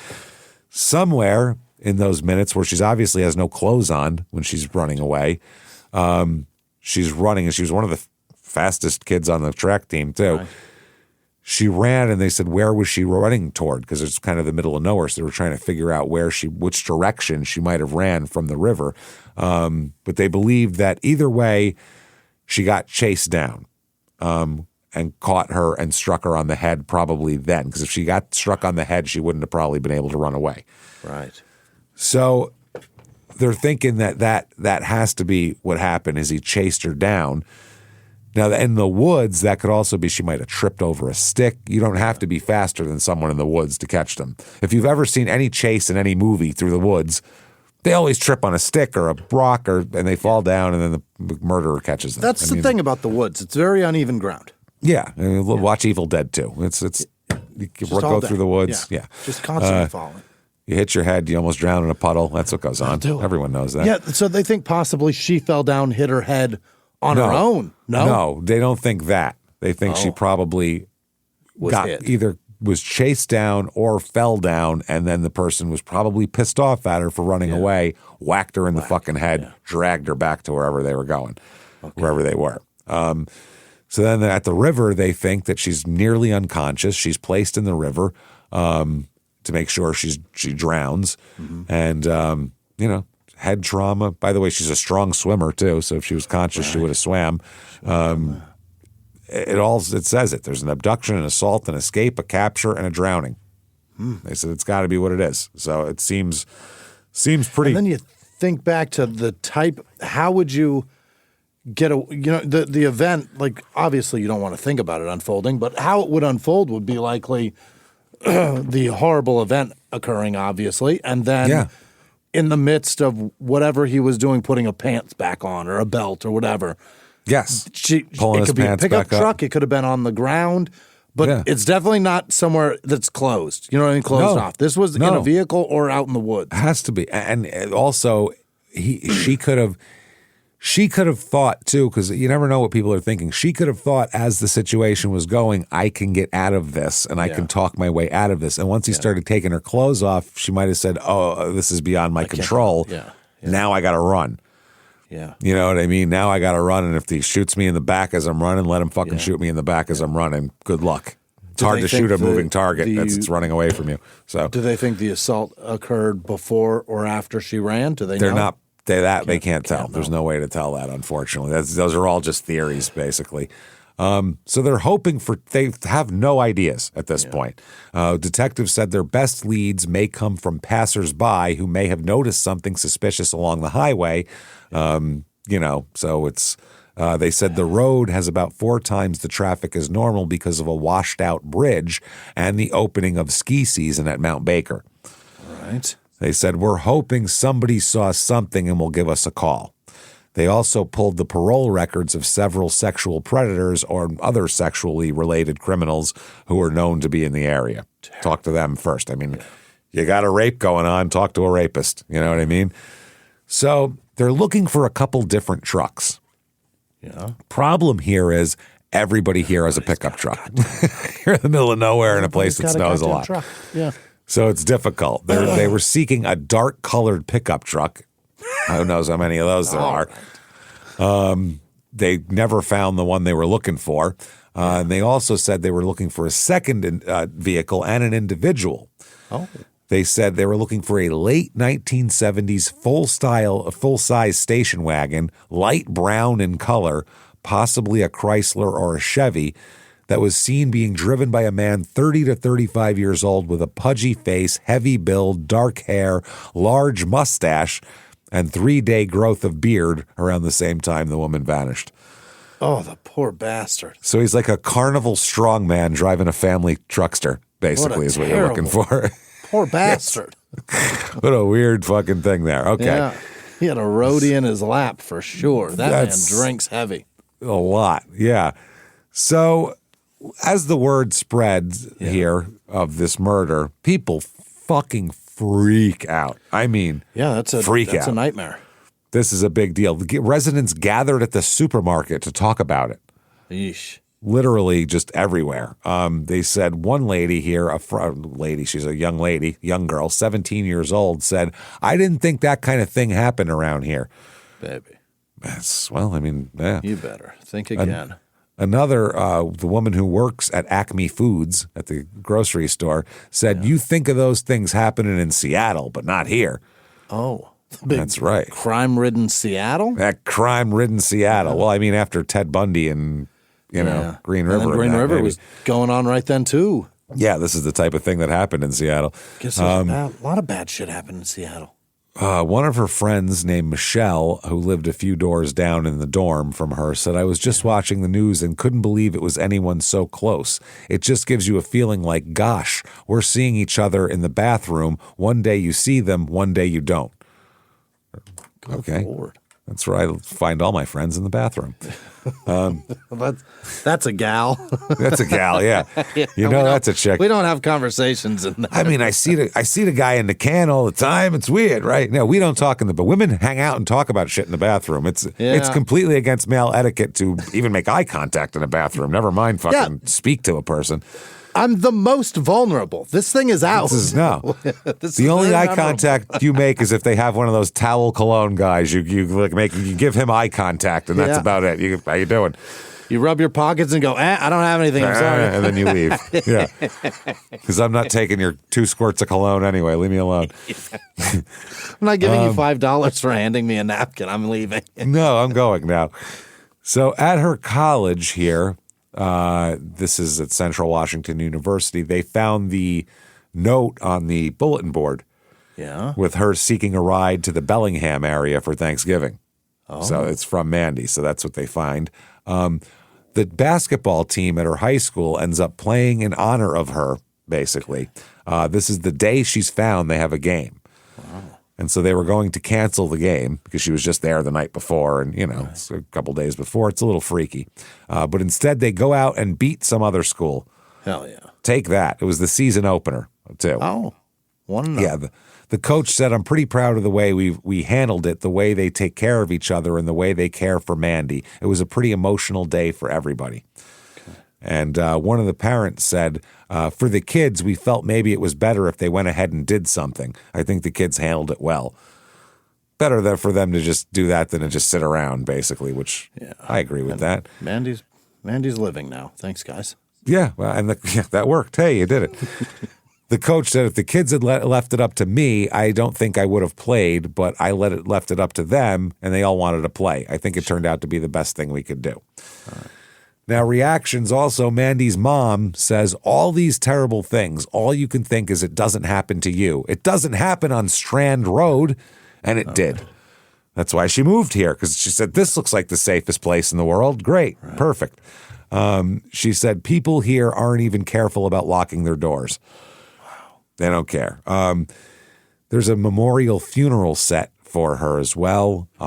Big deal. They're going to have a eulogy by her basketball coach, Jim Freeman. A performance of Mandy's song, written especially for the service by 2 students. Okay. They wrote a song called Mandy's Song. Interesting.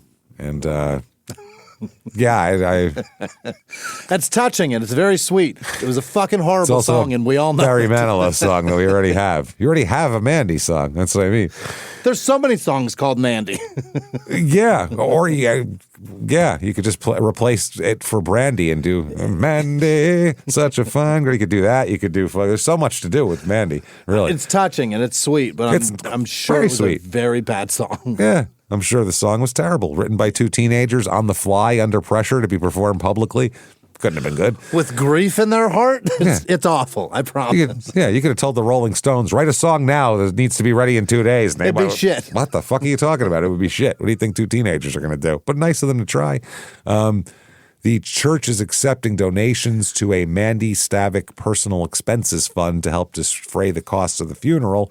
Yeah. Another is the Mandy Stavik Reward Fund, which is up to $13,643 now. That's great. You could make donations all over. Last week it took them fucking 6 years to get to 13 They grand. remember that? They couldn't do it. They couldn't fucking do it. December 3rd, 89 is the funeral. The memorial service. More than 900 people attend the memorial at Mount Baker High. Wow. There's 220 people in this town. Yeah, this town grew by 4 times. 900 people show up. So, I mean, that's a lot. Think about college friends came. That's a lot. December 6th, they bury her ashes at the St. Joseph Mission Cemetery. That's very sad. They said at the funeral, at the burial, it was a lot more low-key. 24 friends and family members had a small green plot, and the grave was dug and covered with evergreen boughs by Leo Sinktowitz, a nearby neighbor who had become an adopted grandpa since Mandy had moved here from Alaska. So he grew evergreen boughs and boughs and put them there. So I guess that's trees, yes? Or are the boughs like branches? I guess. I don't know. I guess. Who knows? It's decorative. It's decorative trees, and it looks very nice. And it's also very Northwestern, too, to have tree stuff on there. Now, they also talk about this county has had a troubled disappearance record lately. Uh-oh. They said this is not the only instance of citizens vanishing in the area. Here are some mysterious disappearances from the last couple of years. One was July 26th, 89, of Diane Leslie Reeves, 23, who left her home in Ferndale, headed toward Seattle. Her car, an 83 Subaru, was found in September in what authorities describe as a wilderness area on a Forest Service road 14 miles east of Granite Falls in Snohomish County. 2 months later. 2 months later, some of this woman's personal belongings were found at the base of a tree nearby, but they never found any other trace of her, despite repeated air and ground searches. I didn't look it up, but I don't know if they ever did find her. Oh. Not sure. They didn't find her as of 6 months after she disappeared. Yeah. Disappearance and murders in November 87 of a Canadian couple, Jay Cook and his girlfriend Tanya Van Kuylenborg. The pair were on a business trip from Victoria, British Columbia to Seattle when they disappeared, along with Cook's 77 Ford van, which also disappeared. Van Kuylenborg's partially clothed body was found in a ditch near Alger. She'd been shot in the head, and Cook was found strangled the following month near Monroe. His van and some of her belongings and identification were later found in Bellingham. They never caught who did that. Holy! At the time. Also, the partially clad body of Bellingham resident Rita P. Desange, 40, she was 40, of Bellingham, was found in August of 87 floating in some water on the Lummi Reservation. She had attended a large beach party across from Portage Island. No one's ever charged in that. Then also 1987, a Bellingham resident who was last seen on a date with convicted killer Darren D. O'Neill. O'Neill was a drifter with a lengthy criminal record who was convicted in April of 89 of stealing this missing woman's car, which was later found a week later in Eugene with his fingerprints inside. He was sentenced to 5 months in jail for the theft. He was also convicted in January of the slaying of Robin Smith, who was 21 years old, of Des Moines, Iowa, and was serving 27 years, 9 months in prison for the murder. I feel like he probably killed the girl for the car, right? Seems like it. Police say O'Neill is a suspect in the disappearance and presumed death. Well, if he took her car, he probably killed her if he's a murderer also. And she went on a date with the guy? Yeah. Now, these are all not in Acme, though. Right. These are like in the county. Surrounding area. But not in your small town. Yeah. So it's different. Now, the investigation first ends up under Sheriff Don Mount. That's the first guy. Hundreds of tips came in. Sure. Hundreds of tips. The problem is in 1989, like I said, they don't have a database to enter DNA into. So you'd have to get everybody in there, get their code, get their thing, compare it next to each other and see if it works. You got to get a suspect to match what you got. Yeah. Which is tough. That makes it a lot harder. Yeah. It's nice because it tells you whether you're right or not. But you can't just throw it into Ancestry.com and say, well, there we go, and then go pick the guy up at his house. Let this show me who did this. Yeah, that's all. I'll go pick him up tomorrow. I'm sure he's at his house. It's like, that's crazy. So the theories here, the one everybody really wants to believe is it was a drifter. That's what they all want to believe. Some drifter coming through. Yes, because that means drifters drift, and that means he's gone now. The drifter means he stopped by, killed somebody, then probably got as far the fuck away from here as possible because he just killed somebody. That's what drifters do. So your drifter is the best case scenario because it's a thing that you can control. It's not there. If it's a local, now you're living amongst a murderer. That's the thing they don't want. Movie. Yeah. Now it's a horror movie. So that's what's crazy. But the drifter means fucking anywhere, any place is in so much trouble. That's stranger danger. You expect that, though. Yeah. That's normal danger, the drifter. They said that they think someone moved on. Basically, the way the one guy put it, the detective, a stranger passes through, does the unthinkable, and moves on, and the valley remains innocent because nobody here did it. It's just some outside person came in and killed someone. It's a horrible tragedy. But the other one is the neighbor. That's a guy who you got to worry about every day now. The other one's so it's a maybe the thing. Police chief. Exactly. In our stories, who the fuck knows? So they said now people, they ran out of deadbolts at the general store. And deadbolts are the least of your worries. I mean, granted, that's a good way to deter somebody from coming through the front door, but... Makes you feel a little better, that's all. A little better. But that guy that just did that, he'll come through your fucking window. Well, you got to come out sometime. He didn't get you in your house. He waited until someone came outside and got him. So your deadbolt wouldn't help. People stopped leaving their keys in their cars. People used to leave their keys in the ignition in the driveway here because nobody's going to steal their car. Imagine that. Parents are now watching their kids outdoors. It's a pretty rural area. The kids go run around and play. Not anymore. Now they're all watching them. And everybody started looking at everybody else, wondering if they're a murderer. Right. It insidiously ate this town alive. It's like one of those murder mystery stories where everyone's in the house and they're like, well, maybe he did it. Well, you have the motivation. And they all go back and forth with each other. All Knives Out. Thank you. Exactly. All Knives Out. Exactly. So the thing that they figured out fast is it seems local. It's a dead end road, victim on a predictable schedule, a semi-hidden stretch of the river. Strangers don't even know Strand Road is there. So right. You want it to be the drifter, but none of the facts point that way at all. No, they don't. And so there's so much fear going on. They are actually, here's a headline in the newspaper, Group Walks Against Fear in Memory of Mandy Stavik. They have big walks against fear because people don't want to go outside. They're so terrified. They said the friends, family, and neighbors who gathered Saturday at the home of Mandy Stavik had one purpose in mind, standing together against the fear that has settled in this quiet stretch of rural Whatcom County. Yeah. Almost 40 people came together on the calm winter afternoon to hold hands, talk, and walk the stretch of Strand Road where Mandy was last seen. Oh, man, that is brutal. One of them said, my belief is love is stronger than fear and that we have a choice not to live our lives in fear. Okay, well, yeah, sure, why not? Yeah. Don't live your lives in fear then. There's shirts at the mall that you can buy that say it right on it. No, that's right. Well, in 1996, you could have bought those shirts.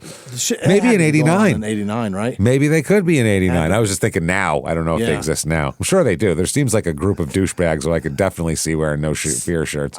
I forget what company bought No Fear. It's selling again. I bet. It is the it's whoever bought it is the least creative people on the planet. They didn't even come up with a dumb slogan. They just, I will buy a defunct slogan from someone.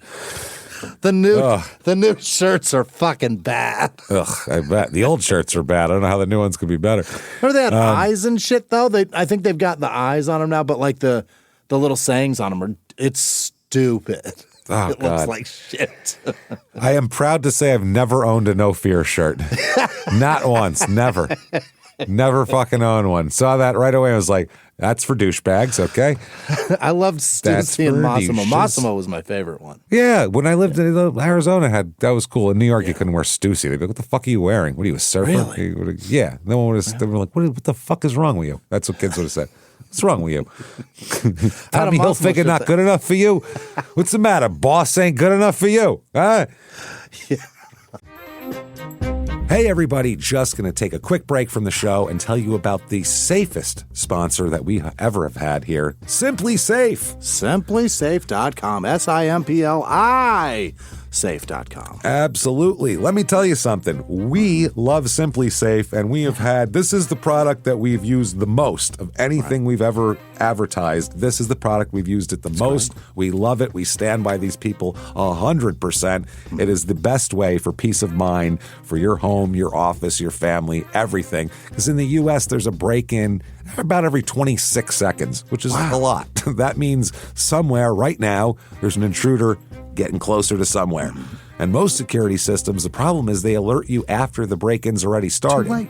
Great. Now someone's in my house. You've listened to this show. You know what can happen. Is that what you want? You want to know that they're in your house? I want to know about it beforehand. And that's where Simply Safe comes in. And that's why we choose Simply Safe to secure our homes and studios.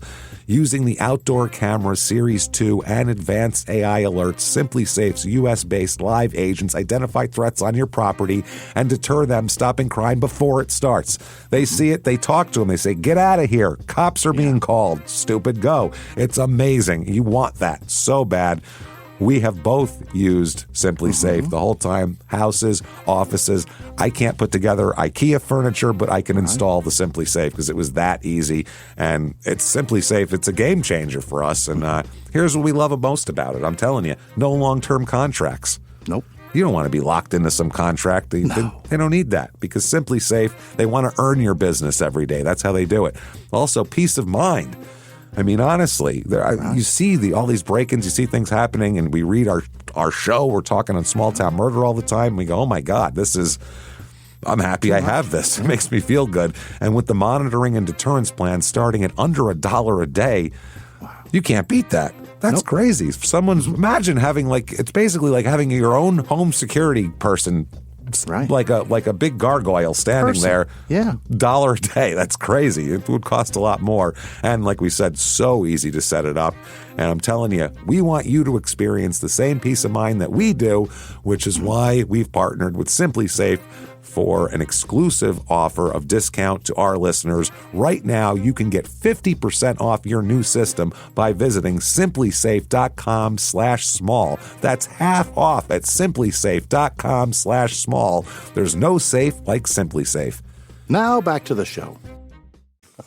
What's about, you can't go to get some Carl Kanai? What's going on? You don't want some bright orange Carl Kanai pants, you fucking loser? Look at you with your No Fear shirt on and your Stussy's and your Massimos. But I like the Stussy and Massimo shit from Arizona. I had a Massimo was popular that was there.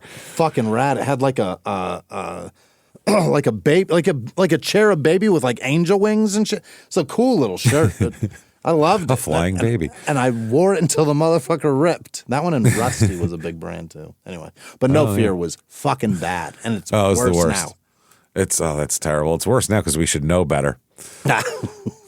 We should absolutely know better. One of the people walking said, when I heard about Mandy, I wanted to do something other than be afraid. So this is not helping anything, but it's making them feel like they're not afraid. So people have to do that for their mental health here. And she said if got her friends and family to, help walk the route, and says the walk was the end result of this goal, proof that I don't have to live my life in fear. Well, if there's 40 people around, no. But if you go out by yourself, maybe. All right. Now, suspects. Here we go. Now, DNA was invented by a British geneticist in 1984. the first ever criminal case solved was in England in 87. Is that right? Absolutely. You would think that we would lead the way in murder finding because that's kind of what we do here. But no. The first conviction using DNA in the U.S. was also in 87 later in the year. CODIS wasn't in full operation till the late 90s. If you don't know, CODIS is the system where you can enter DNA in and see if any hits are in a database. It's an acronym. Yes. When Mandy was killed, though, forensic DNA was barely a concept and definitely not used in courtrooms very often because you'd have to explain it to jurors. And Oh, God. Imagine that. In the OJ case, they had to explain it to everybody. And the DA was telling Marcia Clark, nobody knows what DNA is. They were like, she thought she had a home run with the DNA, and they're like, that jury doesn't know what the fuck that is. They can tell when a glove doesn't fit, but they don't know what the fuck DNA is. So you better tighten your shit up, basically. When you tell them that everybody's unique inside, that none of them are going to understand why. Then why do I look like that guy? Exactly. Genetic fingerprint's a good way to put it, but still they're not getting the exact thing here. You can see a fingerprint. That's the difference. You can't see DNA. So it's most crime labs couldn't run DNA samples at all or do anything, and the technology at the time meant you needed a lot of product to test. You needed a lot of tissue or fluid, or if you had a hair, it had to have the root attached to it or else it wouldn't work. It was one of those things. So for them, this Ron Peterson, the guy who was trained by the FBI, pulling a body from a river when most people would have just pulled it out and not cared about any forensic evidence, this guy was way ahead of his time. Yep. And that was money well spent by the county to send him to get FBI training. So the guys they have are David Suchy is one guy, Suchy. Okay. He's a drifter. Yeah. Just what they're looking for. Great. Right. Let's find out what he has to say. Yeah. Yep. He's a transient seen in the area on that day, Friday, when she disappeared, and observed along Standard Road, which is nearby. Okay. He was the obvious, he's the one everyone wanted to be guilty, basically, because that's what you expect. That's what you hope. And that's then you got him, and everybody, we can go back to living. Yeah. It's a guy that people walk to the other side of the street from. So that's the guy you want to be the murderer, not some guy who's, your pastor or your kid's coach or your whatever the fuck. So Aspen Birchfield, or saltwater cowboys coming in like they got something going on. The deputies took it serious. They got a warrant for his DNA. Okay. Does a DNA test? No match. Not him. It ain't him. Ain't him at all. They said, fine. They let him go. Paul, train. back there. Paul Malik. Yeah, here's your bindle. We're sorry we wasted your time. Send you on your way. Here you go. We're going to give you a couple cans of we Vandal. Put an extra. Well, we put an extra can of SpaghettiOs in there for you. We thought, what the hell, this poor guy. We'll give him one with give him a can with the meatballs in it. This poor fucking guy, he's been walking. Come on. He's walking up the tracks. Have a great day. Have a good one. It just says white on the back. Yeah, that's the type. Paul Malik, Malek. Yeah. He was a neighbor backing out of his driveway as Mandy jogged past. Oh. Probably one of the last 2 people or 3 people, if you count the murderer, to see her alive. Yeah. And he drives a dark-colored pickup.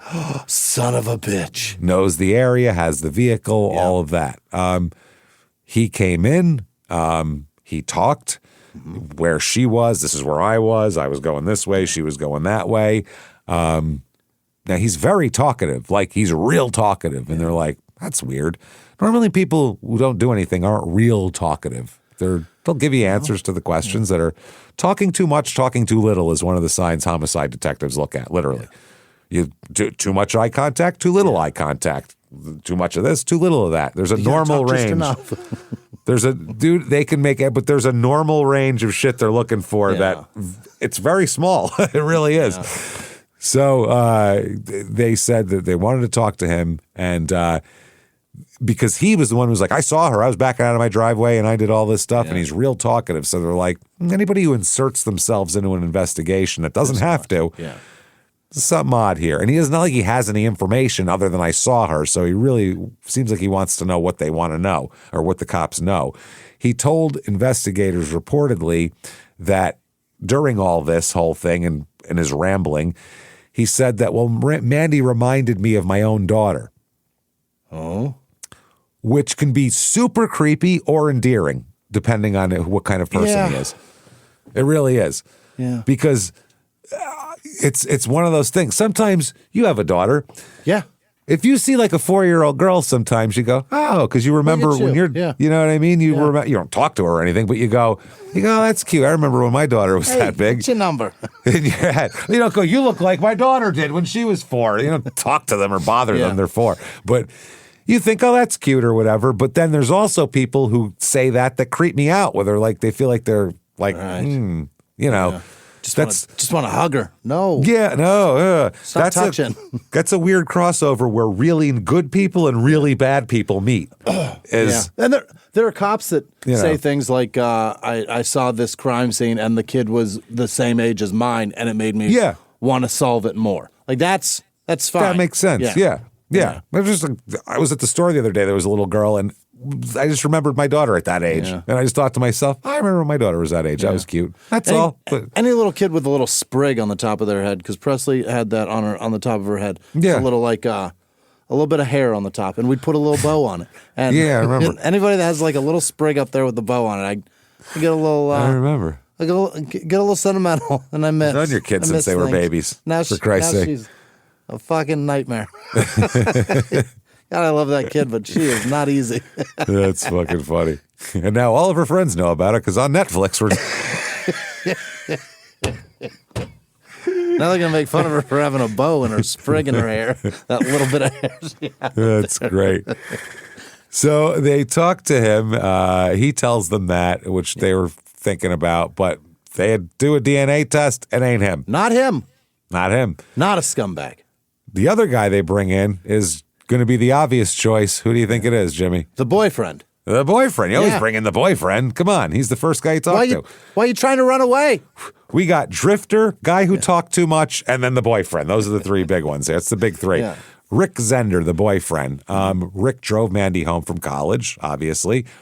He cooperated immediately and completely and was cleared of everything. Yeah. No DNA match, and it's cleared. And he also doesn't run away. He stays around, keeps up contact with her family for a while, and, it seems like a decent 4 guy. hours. Yeah. So they said at that point, the Drifter, this guy, they said at that point we were kind of focused more on the neighborhood where she grew up, where it might be somebody she knew, somebody in the area. It's got to be. And that's the other thing. If it's somebody she knew, it's a lot easier to get her. She won't do that initial back off when you talk to her. She'll actually come closer to you because she knows you. She wants to hear what you're saying. January 6th, 1990, the task force leader here, the King County prosecutor, said the kidnapping and death of Mandy has renewed his resolve to push for sweeping legislation to impose harsher penalties on violent sex offenders. This guy says he's the chairman of a task force on community protection. The task force drafted a package of recommendations, including longer prison sentences, a requirement that convicted sex offenders register with authorities, because they didn't even do registering yet then, and possible civil commitment of offenders, meaning in an institution until they're ready to not rape anybody. This guy said that Stavik, Mandy, disappeared about a half mile from his boyhood home. So it's very personal for him. Yeah. He said he grew up on a dairy farm near Acme and also went to Mount Baker High School, where Mandy went also. He said, of course, the tragedy in Acme has renewed my commitment to not only develop this package, but to make sure it passes the legislature. This is a problem in every town and city in Washington. The task force was formed after the sexual mutilation of a 7-year-old Tacoma boy last May and the rape killing of a Seattle woman 9 months earlier. Jesus. Wow. The 24-member panel's recommendations are expected to cost $15 million this year and $55 million in the next 2-year budget cycle. And that's money well spent if we stop that's that money that we shit should from be happening. Yeah. That's the type of money you should be spending. God damn. State lawmakers returned to work Monday and have scheduled legislative packages, and they said it's on a very fast track. They're looking for a maximum sentence of life in prison for repeat rapists, child rapists, and child molesters of, a special origin. Yeah. A requirement that convicted sex offenders register, obviously. Weird thing is that's the thing everybody's been they said that constitutional questions are raised about the provision for registration, which is something nobody has a problem with that I've ever heard of. What's the constitutional part? Cruel and unusual? What are they trying to say? No, I don't know. Putting people on lists. Tracking There's a certain people? tracking people. There's certain things to that. Invasion of privacy type of thing. I'm not sure, but no. That's the one that we're all in agreement on. We're all the only There's people no that have a problem with it. Yeah. There's no real sides to that one. Yeah. I mean, the ACLU's probably fine with that even. Like, well, yeah, that's fine. That's, these are diddlers. So they said the registration would be a valuable tool for law enforcement and the ability to identify, indefinitely commit convicted sex offenders to psychiatric institutions once they finish prison. Yeah. So that would be another place to put them. Sure. People are pissed here. That's one of the things here. People are pissed and they don't know what to do about it. And when they don't know what to do about it, this is when bad laws get made and bad things happen. And like after 9/11, we did a ton of dumb shit because we were all scared. Invaded wrong countries and pissed away hundreds of billions of dollars. And it's a we do it all the time. That's what groups are good at. Is humans are great mass panic. Yeah. Mass panic. Individually, not. Couple, not. You get more than 5, it's all bets are off. So this is an editorial from a Sharon Chandler of 3214 Valette Street. She says, the death of Mandy Stavik, a wonderful young woman, was the last straw. Are we safe in Whatcom County anymore? Oh, God. Yes, you are. What about all those folks out there working and improving their lives through walking and jogging? Do they feel safe? We need to do what it takes. 1, support the law enforcement and judicial systems to make sure the perpetrators are caught and punished to the full extent of the law. I think that's being done. There's nobody trying to take. There's nobody trying to take money from the rape and murder task force. That's not how that works. 2, establish the strong student or statement message of those moving into our community that violence of this nature will not be tolerated here. Stay out. What community is it tolerate? What community do they go, yeah, no, come on, you got a child rapist? Come on in. There's a 2-bedroom here you're going to love. It's real nice, welcoming. Spacious, overlooking the river. Yeah. That's the craziest thing. Overlooking the daycare. Yeah. And then 3, keep crime and gangs out of Whatcom County. You live in the woods. Yeah. I don't think you have to worry about that too much, but there's a ton of crime there now, just not gangs.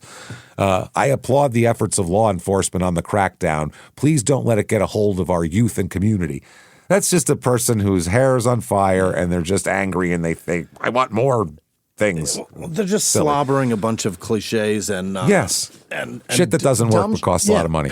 Parroting shit that's already been said to them that they believe is the right answer. And I'm sure they heard it on some fucking weird talk radio. I'm sure Rush Limbaugh said horseshit on or a somebody billboard like that. or some shit. Some idiots.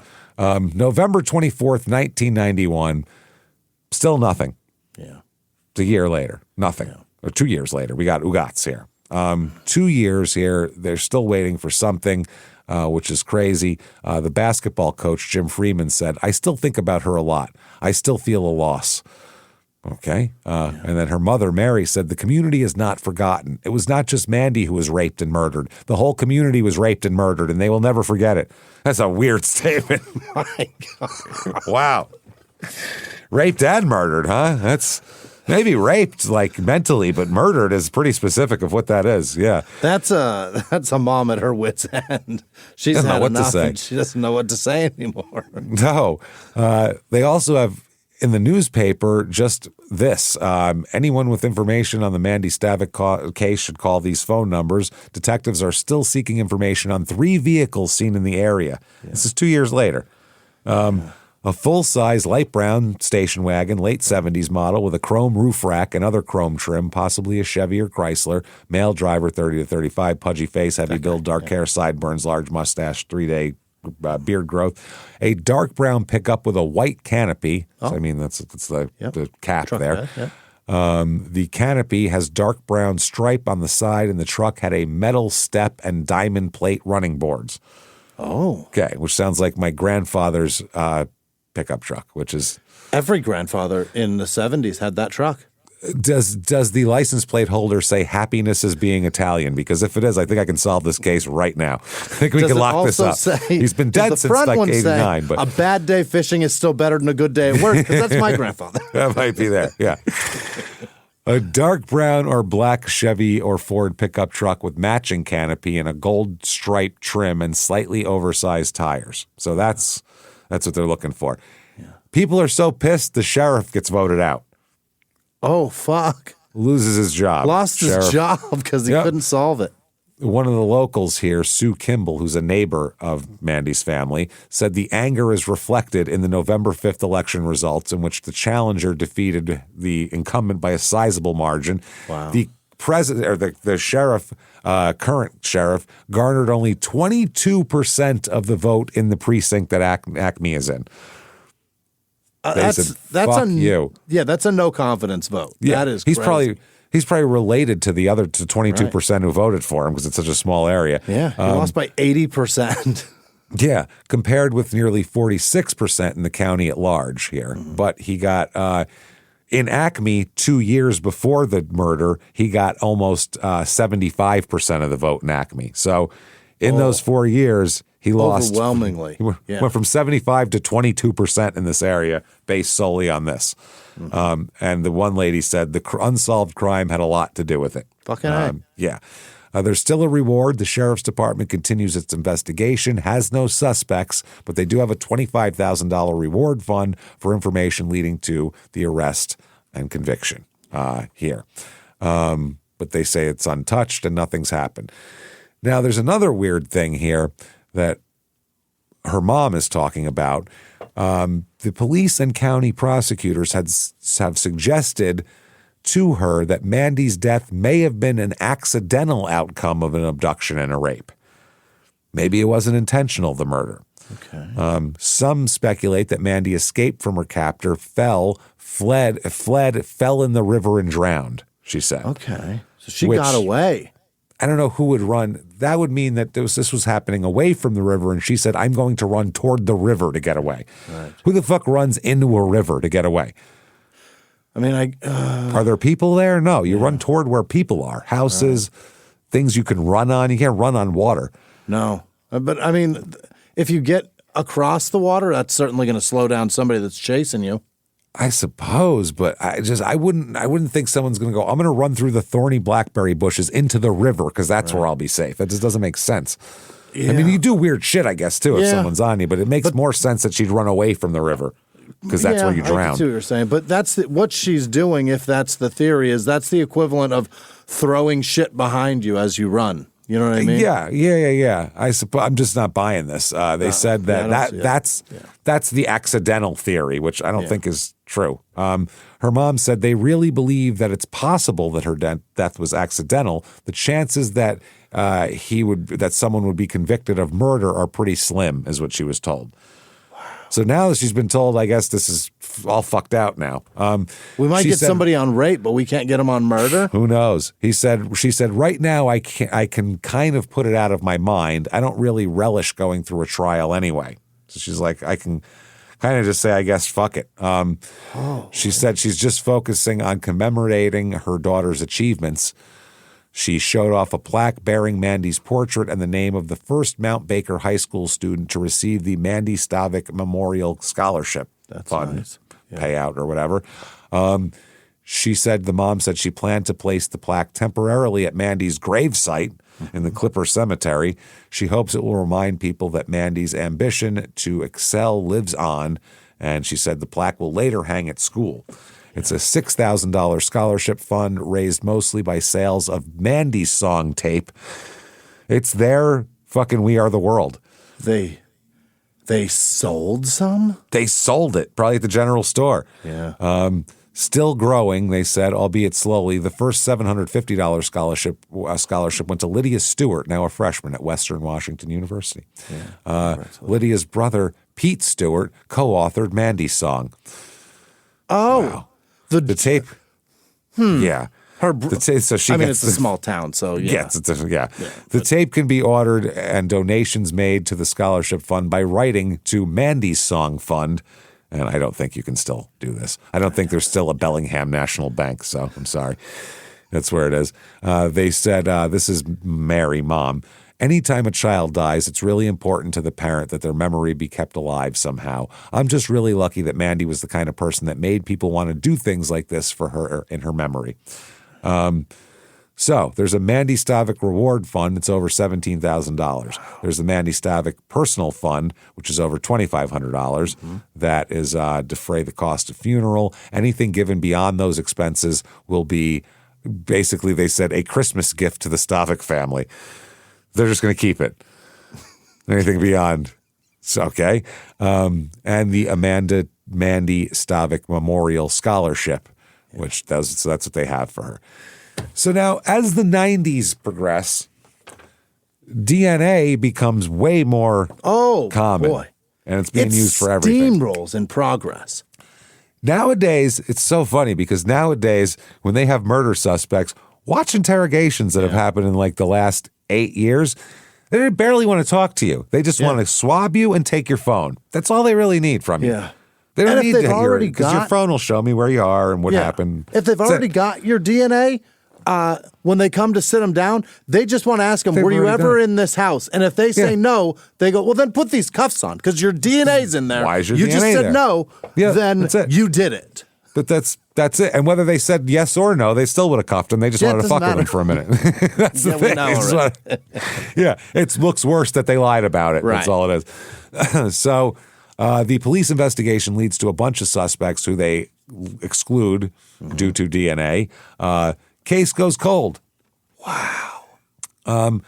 Possible suspects, roughly 30 local men throughout the 90s voluntarily gave DNA or were otherwise ruled out for rock solid alibis or, one guy who had like one leg or something. He's not going to chase a fucking athlete or anybody over a certain age or in bad health. Yeah.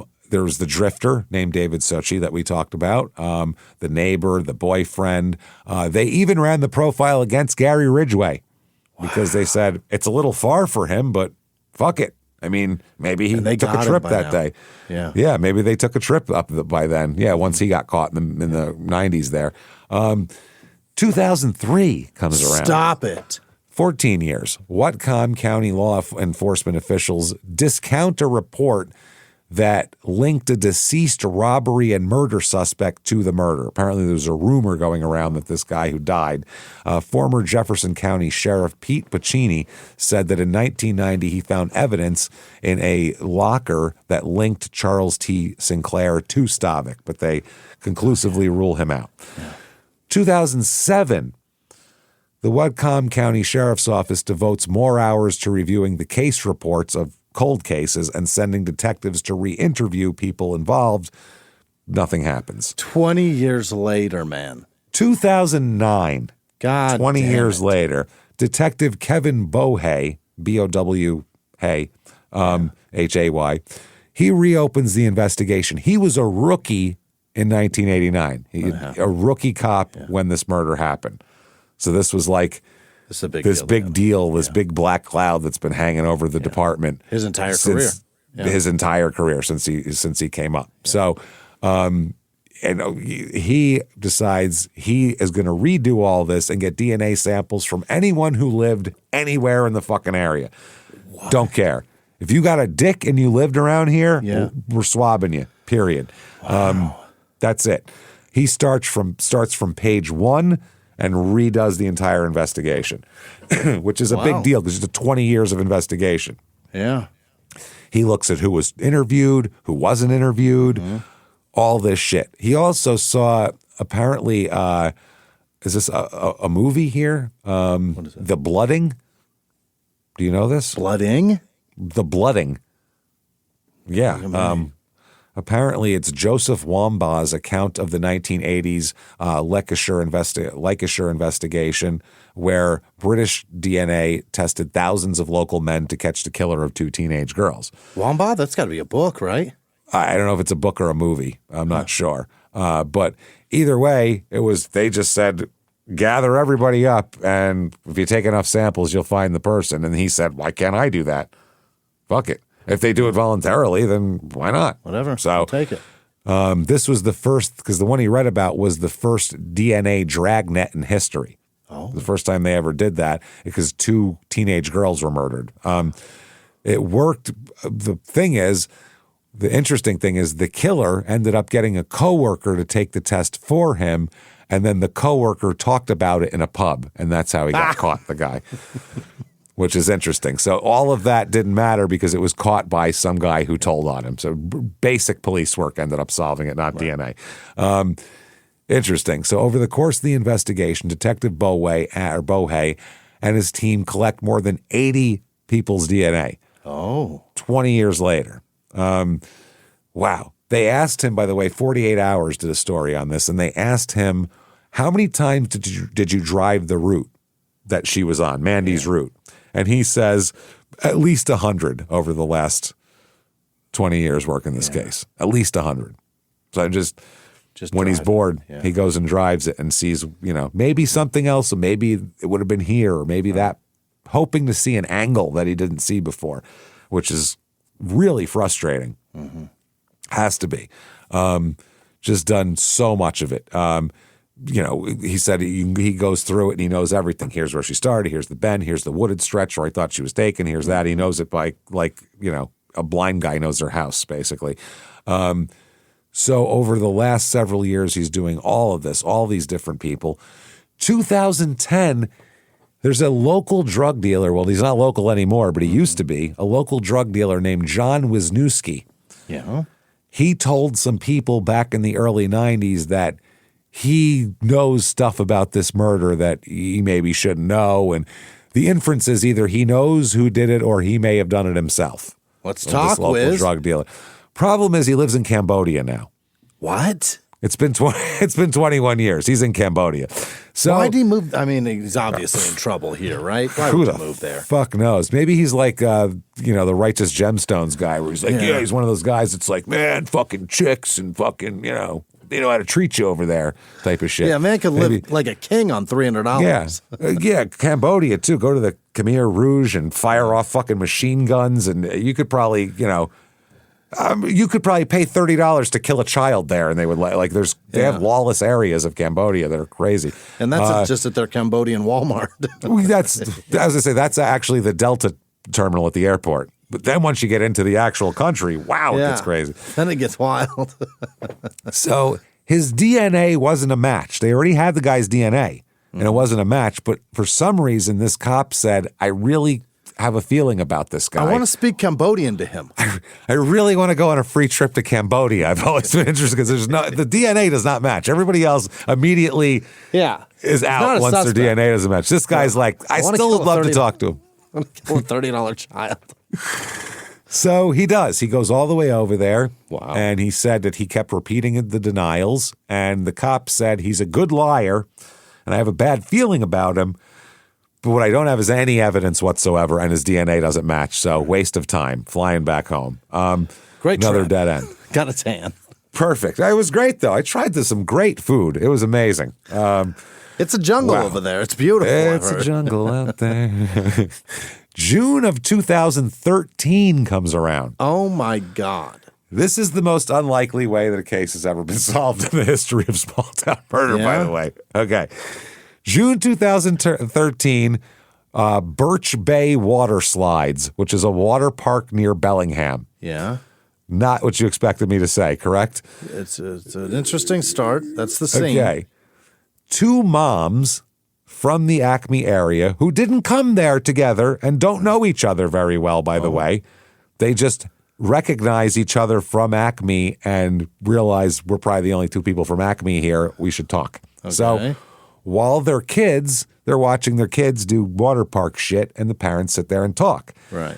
They're both from Acme. Within a couple of minutes, their small talk drifts into, isn't it crazy how we still don't know who killed Mandy back in 1989? That's all they have to talk about. That's how boring this town is.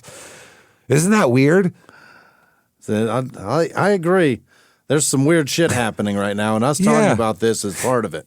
At a fucking water park. Yeah. Honey, it's weird that she's dead. Okay, sweetie, watch out. Be careful. It's time to reapply sunscreen to my children. Why do you want to talk about rape and murder, you psycho? But they both want to do it. Yeah. They both went to Mount Baker High School, but barely knew each other up till this point. They started chatting, and suddenly the one, Backstrom, Heather Backstrom and Marilee Anderson are these two. Backstrom suddenly blurts out, "I know who killed her." Why? And what? Huh? Great. Tell us. What the fuck are you telling me for? Yeah. Why'd you wait this long? Then Anderson said, "I do too." They know the same guy? Where the fuck were you two then? What the fuck, you two? Now, they're intrigued because they both have an idea of who they think did it, basically. I know who killed her doesn't mean I actually know. I'll tell you if that's who I think. So they end up saying Anderson says it's a guy named Tim Bass, not Tom Bass, who we talked about earlier, who Mandy was supposed to hang out with. Tim Bass, Tom's brother. And did the other girl say the same thing? Let's get into this here. She said Tim Bass, who also graduated from Mount Baker, who is a friend of this Anderson woman's husband, by the way. Oh, boy. She said one time he stopped by her house one night a couple of years after the murder and knocked on the door. He said he'd been out hunting and needed to use the phone. Now, Anderson was home alone with her infant son. She said she heard Tim Bass dial the phone, but she could hear the beep, beep, beep of it not going through. He's just holding it up to his ear. After a while, that dial tone would go beep, beep, beep. That's what happened. So she suspected that he was not dialing a working number and lying to her trying to get into the house. Good instinct. So this lady says, so then he walks through the kitchen and back to my bedroom. And he said that he used to drive by our house and that he's always been in love with me and he wanted to make love to me. Can I make a phone call? I've wanted to make love to you is a very big... in the background. She said she was overcome with fear at that moment. Her husband was away, and she was alone with a man who now she's scared of. She said, I kept telling him no, but he kept trying to convince me to go into the bedroom with him. Finally, I told him I would call the police, and somehow, I don't even remember how exactly, I got him out of my house. Backstrom says, that's exactly the fucking guy I'm talking about. Tim fucking Bass. Why do they know that? Well, Backstrom said, I had a weird experience with Tim also. That's why they know that. Fuck? They don't know anything about the case other than this is a guy who lived there that creeped them out, so he might be capable of whatever. And she said she had a terrible experience months before the murder of Mandy. Not the other one was a couple years after. This is before. This Backstrom was only 15 at the time, and Bass was 21. This Bass is 3 years older than Mandy. And it was after a softball game. They were riding in a truck driven by another young man named Dan, who, by the way, Heather, the other woman she's talking to, eventually married. So this woman's husband was still in the truck at this point, too. It's a small town. Oh, yeah, you were in the truck with him? Yeah, I married that guy. Yeah. Amazing. At the time, though, everybody was just friends. She married, not the other lady, the lady who's telling this story, she married Dan. Okay, I got confused. At the time, though, they were just friends. Heather sat between Dan, the driver, and Tim Bass in the front seat while everyone else was in the back of the truck. Wow. Bass started aggressively flirting with her, she said. She's 21 and 15. That's crazy. Gross. Mm-hmm. She said, quote, he would talk about my eyes and say that they were beautiful. Then he took a pen out of the cup holder and would start rubbing it along my knees. Ugh. What? What a creep. Why is that flirty? It's not your finger, a pen? Yeah, that's weird. Tracing her knee with a fucking pen. She said she was very uneasy, but didn't freak out because she knew there was another person in the cab and thought that Dan would prevent Tim from getting any more physical. Mm-hmm. But it always stuck out in her memory, and she made a point of always trying to avoid contact with Tim Bass after that. They, for years, thought that he behaved toward them in a predatory way, and that made them rubbing a girl's knee with a pen and abduction, rape, and murder are worlds apart. Vast. Worlds apart. Vast.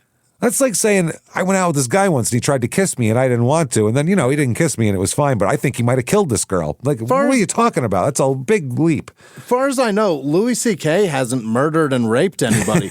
However, he's done much creepier things than dragging a pen along somebody's knee. Yeah. You will have, jizz on your shoes when you're done talking to him. That's a whole other issue, though. So, better be wearing closed-toed. Yeah, oh, definitely. But the other woman, I could see, he came to her house, and that's really uncomfortable. But he didn't rape her or anything. Right. She left, so he left. But anyway, they thought that for years this was weird, but they had nothing more concrete to go on, so they never called the cops and said, I think it's this guy. And also Anderson said, I really wasn't ready because we were in a small town, and to accuse someone of something we don't know for sure is a little scary, because then you look like a crazy person. Yeah, but we just call the cops and say, maybe look at this guy. Yeah, but I mean, based on that, you sound crazy. I was in a truck with him. I was in a truck with him 30 years ago, and he rubbed a pen on my leg. Yeah. So the cop would go, okay, and? Yeah. Well, he rubbed a pen on my leg. It was kind of uncomfortable. Did he, put his dick in your face? Or no. The other story's scarier. The other story is in her house. That's that's terrifying. With a toddler. With her child, yeah. But at this point, they said it was time to speak up. So they contacted a high school classmate who, of course, is also a detective with the sheriff's department, because everybody knows each other, and said, there's this guy, Tim Bass. Did you look at Tim Bass? And they go, yeah, we talked to the Bass guy when it first happened. He was one of the guys looking for the body. And they go, no. That's Tom Bass. Right. Tim Bass is the guy we're talking about. Literally one letter off. Oh, shit. So the Basses were a known family on Strand Road. Dad and mom, Sandra, and the two boys, Tim and Tom there. Tom was in the same social circles as Mandy. Okay. They were supposed to hang out that night. They were friends. They knew each other well. They were friends. His older brother, Tim, though, born in 1968, about 3 years older than that group, doesn't hang out with them. This is Timothy Forrest Bass is his name. Forrest Bass. Which sounds like the strangest animal that's ever lived. This is your forest bass. He don't need much water. I'll tell you that. It's all right. It's a bass that swims up the stream and, for reasons unknown, just flops out in the forest and dies. He gets on out, and I mean, he's good for a while, but he ends up running out of water. They just flop out there and die under a shade tree. So he is obviously used to be a neighbor that we know of, because Tom was a neighbor, lived on Strand Road also, same road. He's been married to the same woman since 1991. That's impressive. As of now. Has 3 kids. Mm-hmm. Like I said, grew up on Strand Road, same dead-end stretch. Grew up just a few houses away from 25 years marriage? 25 years at that point. So that means that Mandy jogged past his house nearly every single fucking day. Wow.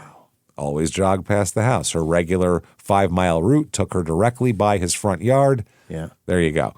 So Tim also went to Mount Baker High School, class of 1986, so they overlapped, actually. Yeah. They were in school at the same time. Everybody knows everybody. Tom, his brother, says Tim got real fucking weird at one point. Oh? Yeah. He said as kids, they were really close. Tom says his brother, and they were, he says Tim's always been a loner, but as a teenager, he was fine, and then he started to get deeper issues. Yeah. Tom said they were always very competitive. We had a lot of fun together playing different sports, saying Tim has always been a loner, but it got weirder. Okay, Tom says, this is from a 48 Hours interview, by the way.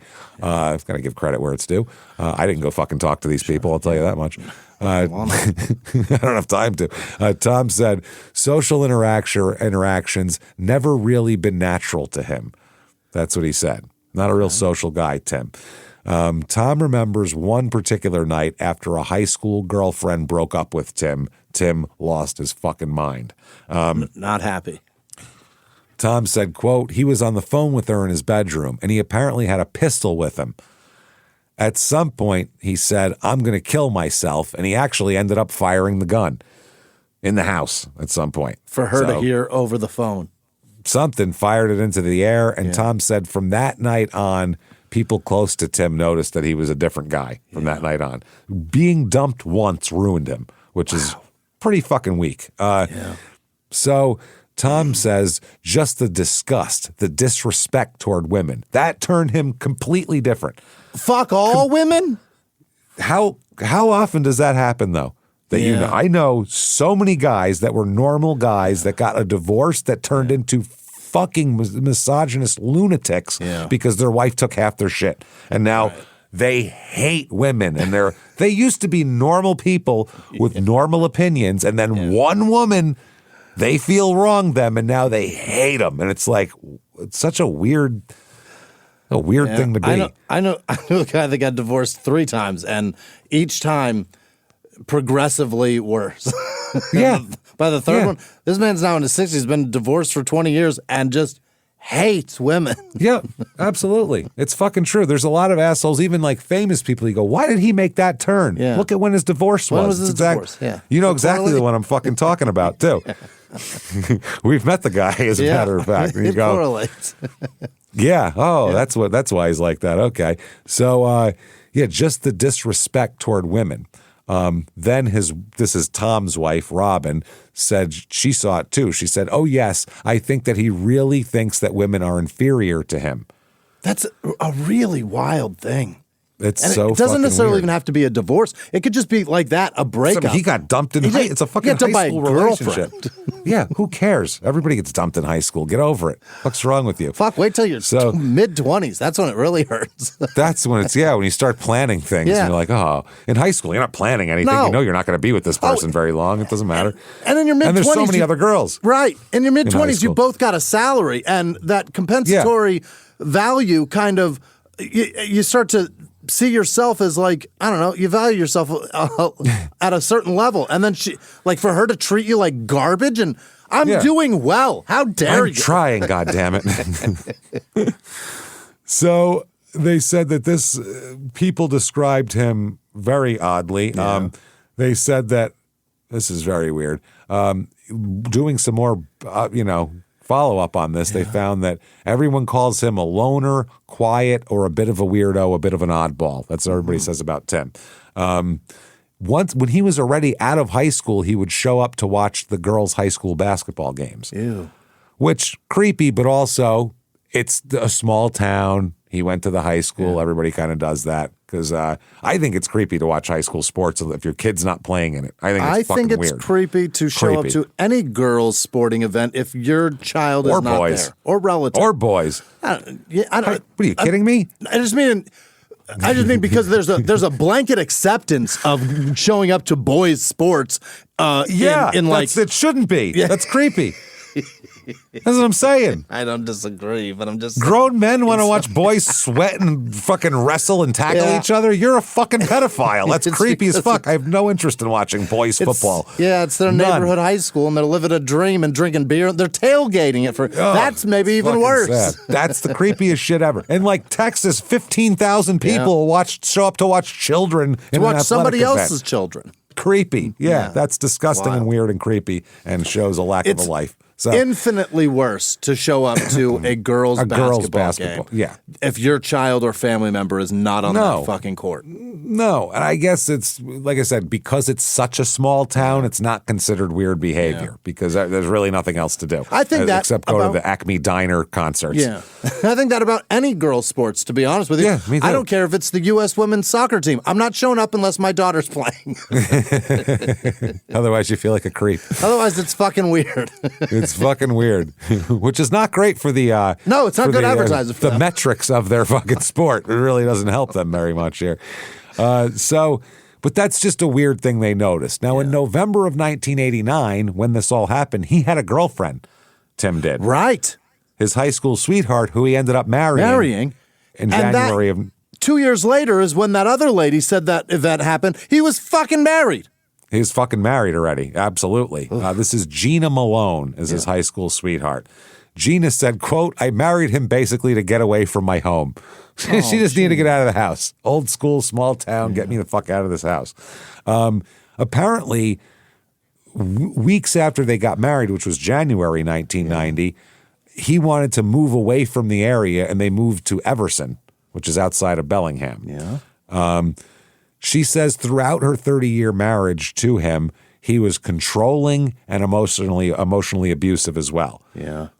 She said, I felt like his servant. Go get me a drink. Go make my food. Things like that. Creepy.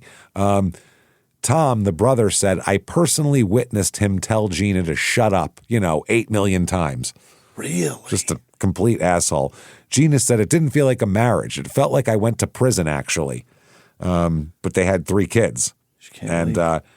She was asked, why'd you stay with them? And Gina said, I was scared. And I did leave, actually. I got a restraining order and left for 2 months. At that point, I started divorce proceedings. And then he's like, quote, I'm just going to lie to the judge and get the kids taken away from you. She said, anything with my kids, I'm just like, okay, I'm going to do whatever I have to do to not lose my kids. Got him back eventually when this is all going on, I'll tell you that much. There's that, but there's also the restraining order part looks bad. And it he's looks not bad. He can lie his ass off in court. Judges see hundreds of things. They'll see through you in a blink. They do, but you don't know. You don't realize that when you're in that situation that you actually have the high card in court. And I'm also speaking generalizations because there's generalizations. I got to fucking enunciate. But there are certainly situations that judges don't see through, and then there's been violence based on a divorce too because the judge didn't see it. But for the most part, some rural county or something, who knows? Yeah, that's why there's certain Brady laws exist to keep fucking divorce. You're not allowed to have guns if you're going through a contentious divorce because a lot of shit like that happens. But for the most part, judges are so good. Long. I doubt that'll stay law for very long. Yeah, it's going to come off the books pretty quick here. They'll probably give you an extra gun if you're going through a divorce. Divorce is going to be both of you need a gun now. You need a gun to protect each other from each other. Yeah, courts will issue on your way out. There you go, guys. Did you guys get your divorce 357s? They're on the table. Here's your pen and your pistol, everybody. You can sign and walk. Now, he has no criminal history in Washington State. Really? None. 0. But in August 2010, that's when his wife filed for domestic violence protection, lasting longer than a year. And apparently, though, the wife alleged physical and verbal abuse and claimed that Tim watched cold case file TV shows. She put this in her fucking court document in 2010. So this isn't after he was accused. Cold case file TV shows, he was obsessed with them. And during one incident, he told her, quote, I wouldn't get caught because I'm not that stupid. It'd be easy to get away with this. These people are morons. Wow. Everybody that got caught, he would laugh at them and say how dumb they are that they got caught. Not how terrible they are that they did this murder. The only thing that he got out of the whole show is this fucking idiot got caught. What an idiot. Yep. Now, here's the other thing. No one saw Tim Bass the day that Mandy went missing. No one saw him. Tom's accounted for. He's not. Brad Gorham was at the Bass house to hang out with Tom Bass. Gorham said that he and Tom Bass both said that Tim was not at the house when they were there or when they saw Mandy run by. Okay. Tim wasn't there. None of the other witnesses put him there either. Yeah. So he was out doing something. Mm-hmm. He told his brother that he was out hunting all weekend, which we don't think is true. Also, gross. What a word to say when there's a missing girl. Yes, exactly. Awful. Very awful. Now, they asked both brothers to give DNA because, they both knew her. They both refuse. Why? They refuse to give DNA. Really? And they have zero evidence to get a court order to compel him to have DNA taken. They can't get DNA out of this guy unless he wants to give it to him at this point. So they talked to Tim Bass. Tim Bass, sorry, Bass. I was looking at Detective Bohe under it, and I'm like, I put the O in there. Detective Bohe asked Bass for a DNA sample. He indicated he was investigating the Mandy Stavik death. Tim acted like he didn't know who she was. Who's she? Who's that? Yeah, the detective said he looked up and kind of like he was searching his memory, like, who's that? And then he said, oh, that was that girl that was found in the river years ago, right? And Bass told the detective that he didn't really know Mandy and initially said, I don't even know where she lived. I don't even know. Meanwhile, they lived fucking few houses down from each other. You know, everybody that lives on your street. But he said, either way, unless you have a warrant, I'm not giving you a DNA sample. Go fuck yourself. Okay. So February 2015 now. We can't follow him and fuck his trash? Well, that's what we're going to talk about. February 2015, they contact him again, and he again says, didn't do nothing, ain't giving you no DNA, so go fuck yourselves. Okay? Then we find out his brother starts to crack on him a little bit here. At the time, after the cops came the second time, now he starts getting worried because they've talked to me twice now. So this is getting asking Tom weird questions. So he admits to his brother. He says, look, I got to tell you something. What? Not that I killed her, not that I raped her, but he said, me and Mandy slept together a couple of times. We used to bang, me and her. We used to bang a couple times before she left for college. And then once more while she was home for Thanksgiving break, he tells his brother. Tom was like, what? What are you talking about? You didn't fucking know. I was hanging out with her. You didn't know her. What are you talking about? Yeah. He was shocked, and he said, how'd that happen? And Tim said, oh, I just went up to her and said, oh, you're keeping fit. And that was it. Oh, I'm a coxman. I mean, she just saw me, and I'm irresistible, obviously. So Tim then told Tom that he and Mandy slept together, before that as well. Then he asked Tom, hey, will you do me a favor just so I don't look like I'm fucked up on this one? Tell the cops that you also slept with Mandy. That way it'll look like she slept around a lot, and that way maybe it'll go away. Call her a whore if you would. That would be helpful for me if you just... Could you spread some rumors about the deceased? Because I slept with her once. Yeah. Why would that matter? There's a nice young dead lady. Please make sure everyone thinks she's a filthy, filthy whore. Just make sure everyone thinks that she fucked everyone in the neighborhood and all that, even though she absolutely didn't. Two brothers. She loved brothers. Yeah. Tell them the that. Eiffel Towered her. It was great. Yeah. It's ridiculous. A few days later, Tim and his wife Gina sat down with a conversation with Sandra, Tim and Tom's mom. This is maybe the craziest conversation of all time. This is wild. All right. He says this just out in the open, out loud. His wife's sitting there. And his mom. He says, Mom, okay, you got to do me a favor. Look, Dad's dead, okay? No one's helping him. He's not coming back. Why don't we tell the cops that Dad killed Mandy? That way they'll leave me the fuck alone. Let's tell the cops my dead father killed a teenage girl. Why would we do that unless you did that? Why? He said, well, that way they'll still leave me alone. If they have a suspect, they'll go, oh, it must have been that guy, and they'll close it and it'll be over. Let's besmirch his legacy. Yeah, both of their legacies, really. Either she was a whore or my father's a piece of shit and a murderer, one of the two. The mom covered her face with her hands and said, no. Like, I'm not doing that. I'm not saying my dead husband murdered a fucking teenage girl. Then he admits to Tom that he was in the Homestead field where the kids party near where she was found the same weekend she died. So he wasn't out hunting, wasn't doing any of that. He was right there. So then he puts himself at the crime scene. Yeah. Then, oh my God, more from his wife. His wife tells a little more to the cops about their relationship, that he's intensely controlling, which is a rapist murderer. That's kind of what they do. Dictating what she wore, where she went, who she was allowed to talk to. She described being afraid of him and said she didn't feel safe. And of course, he liked to brag that if he ever committed murder, he'd never get caught because he's smarter than these idiots. Okay. Which is hilarious. Also, Gina, said that she and Bass had seen Mandy run past the Bass residence from Bass's upstairs bedroom window. You can see her running. Oh. That's what she said. I've seen it before, so he must have seen it too. So 2017, they have no probable cause. They have nothing. This is crazy. Nothing. Yeah, this is almost 30 years. 30 years. They have nothing. The detective contacts Tim Bass's boss. He works at a bakery, the Franz Bakery at this point. That's what he does. He delivers baked goods, this guy. They contact his boss, a woman named Kim Wagner. And the weird thing is, they said, we're trying to get some trash or some DNA from this guy. Wagner said he doesn't throw anything out. He takes everything home with him. Everything. He knows. He takes his trash home with him. This man watches so much. Yep. He takes his trash home. He takes shit home and burns it. He said he was the only driver that takes his work clothes home every day to wash them because they leave them there and they're laundered there. Yeah, give like them back Cintas or some shit. He's the only driver that takes his work clothes home to wash. Launders his own clothes. His own clothes.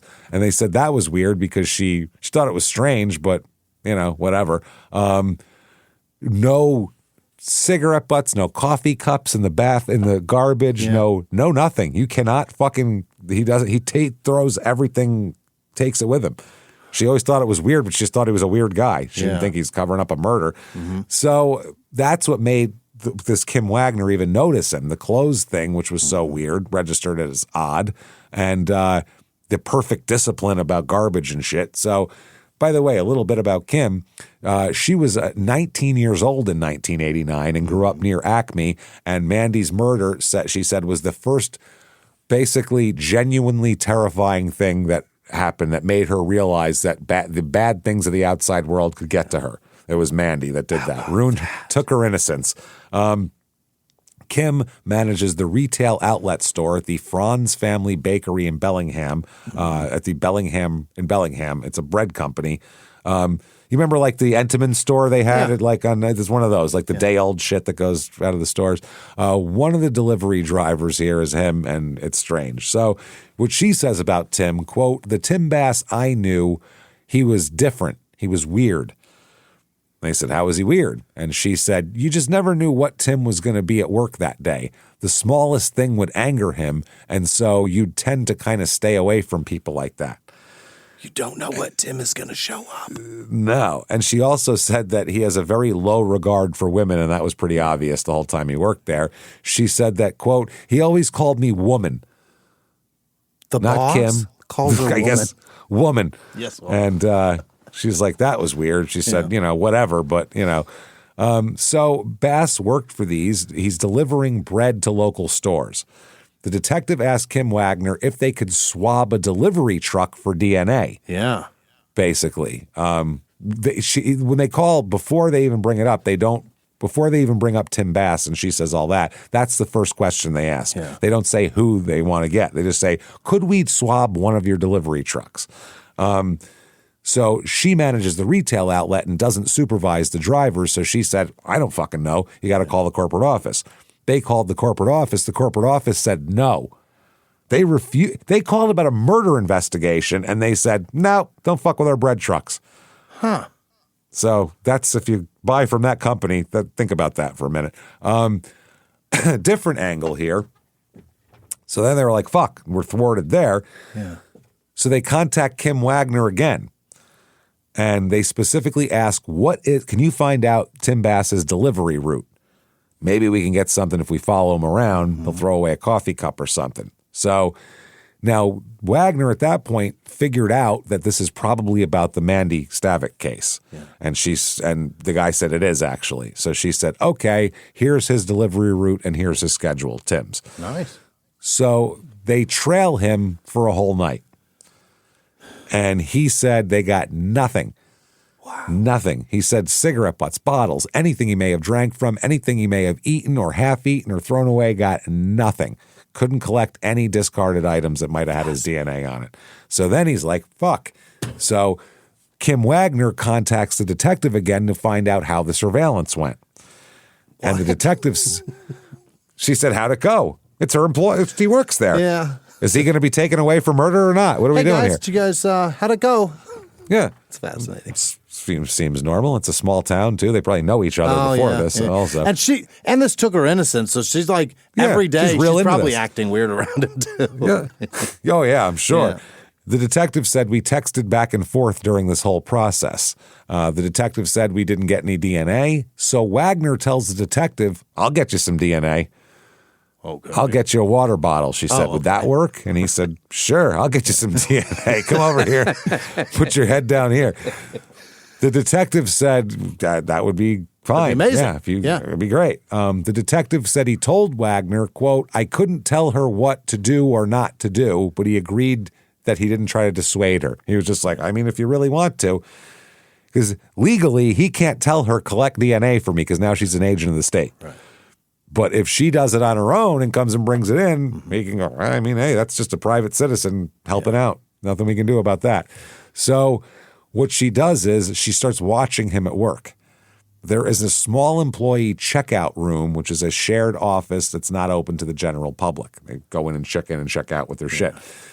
So not long after this conversation, he drank from a plastic cup and left it in the room for a minute. So she went in and fucking snagged it. Yeah. Before he had a chance to do anything with it. Then she hid it in her desk drawer. Now, this is obviously not proper forensic collections techniques. Yeah. This is bad chain of evidence. Yeah. Custody, it's all bad. So then he drank from a Coke can and actually put it in the garbage at work. Oh. And so she went and grabbed that too. She grabbed the Coke can, hid it in her desk drawer, and then texted the detective. Yeah. And she said, quote, and I just stood there and went, oh shit, it's game time. I'm like, this is the jackpot. And so this time my heart was like, oh, I was dying because there was a lot of people around. So I grabbed it and I like threw it in my desk drawer. She just did it like real quick, like, ooh, like everyone's going to go, hey, she just took that guy's water cup. Like anyone would know or care. Yeah. So she met with Wagner that same day and turned over the cup and the can to him. She later, when asked, why the fuck did you do this on your own accord? She said, I felt a basic human moral obligation to help. By this time, I felt like if Tim was involved, it needed to be found out. Yeah. Fair enough. How about that? She's eventually is the boss of the man who showed her how fucking dangerous the world is. She's a supervisor. She's not technically his direct supervisor. Right. She's a supervisor in the company. But still, that's a huge coincidence. It's crazy. And the guy calls her woman. Woman. Hey, woman. DNA here from the cup and the can, they match. Yahtzee. The profile. Yeah. They match. The chance they would basically that it's not him is 1 in 11 quadrillion. That's a lot. That's a lot. There's never will be a quadrillion people living on this earth that have ever lived on this earth. It'll never happen. It's a lot. It's a lot. It's interesting. Now there's also shit here that there's another DNA collection story from this time here because later on, obviously, Tim's lawyers are going to attack this. Of course. This whole thing. Yeah. And there was Seattle detectives working an 82 cold case murder of a 13-year-old girl wanted some DNA. So they invented a fake law firm, sent the guy a letter inviting him to join a fictitious class action lawsuit. He signed the enclosed form, licked the envelope, mailed it back. They got his DNA, matched it, and convicted him. And the court said that was fine. That's funny. I mean, if you're allowed to do Operation Fist. Yeah. That one was great. Which is a bonus episode we did where you tell all these people, you won tickets to the football game, and they all show up, and you go, hey, you're a winner. And then you get everyone in a room with balloons, and they're all excited. And then you send in shitloads of cops, and they all go in with their shotguns and arrest everybody sitting there. What was the balloon? The double winner meant he's a double winner meant he was armed. Yeah. Everybody got a balloon, but if you had... They'd give everyone a balloon, but if you had a gun, they would hug the guy and feel for a gun. It's the funniest goddamn thing I've ever heard. They go, he's a double winner, and they give him an extra balloon, and he go, I'm a double winner, and that meant, really keep an eye on him. Keep one trained at his fucking skull is what that meant. Hilarious. Now, imagine having a gun on your waist and carrying a balloon. That's amazing. Around the all smiling. Unbelievable. Now the thing is, April of 2018, which is just months later, because this is in December of 2017, is when the Golden State Killer gets arrested and blows up the whole genetic DNA thing. Yeah. So he would have gotten caught anyway. It was coming, Even if they didn't collect a cup, a year from then they would have got him on genetic databases and he would have been fucked. So it doesn't matter. December 12th, 2017, he's arrested at the bakery. No standoff, no chase, just a chubby 50-year-old bakery delivery man put in handcuffs. That's it. It's wild shit. So he's arrested, charged with first-degree felony murder predicated on rape and kidnapping. That's not good. Bad charges. Yeah. Bad charges. This gets done. The sheriff gets to call Mary on her 81st birthday to tell her they finally got the guy. Oh, that's wonderful. Which is, yeah. She made it. She said that said it was a great birthday present. They also called the old sheriff who got voted out, who's retired to Arizona. Hey, dipshit. We did it. That's it. Hey, we did it, stupid. Yeah. So, yeah, they say this is a big deal, and they said it was one of the best moments of my professional career when we got to inform her mother that we were making an arrest. Yeah. I think this is about the biggest case ever in Whatcom County. Our detectives have done just a phenomenal job. It only took them 30 years. They did a bang-up job, guys. And Kim really did the work. Yeah, Kim did the work. The mother did the work, Yeah. brother, I mean, not the mother. So then they searched the house as well. In Everson, the house he lives in with his wife, but they were unable to locate any. Unable to locate the sweatpants that Mandy was wearing. Like he'd have kept them for 30 fucking years. In the interrogation, he's completely flat affect. They said totally flat, not pissed, not yelling, not anything, just sitting there. No, let's get this over with and clear this up. Just flat. The one guy, the detective, Bowway, said that you could tell he was like auditing his own shit. Like, I went through all these measures to keep my DNA from you. What happened How'd you here? get it? How'd you get it? So he really switched the whole thing because at one point they said, a detective said, I'm questioning him on like, well, did you have any relationship with her? And he's saying no. I'm going, so you didn't even kiss her or anything? And he's saying no. And then I say, then why would your DNA be inside her? Right. How'd that happen? And then he went from denial to, how did you get my DNA and what are you talking about? So he went to there. I'm trying to see what they know. Then he said we had a secret relationship. Then he brought up we actually had a secret sexual relationship, and I didn't ever bring it up because I was dating my wife at the time, and all this type of shit. By the way, the wife said that he made them move the wedding up 3 months to January. Why'd he do He that? He insisted on it, and then they moved right after that. So he says in the interrogation, Tim, everything I've said is the truth. He said it was more of a friendship type thing. We just talked.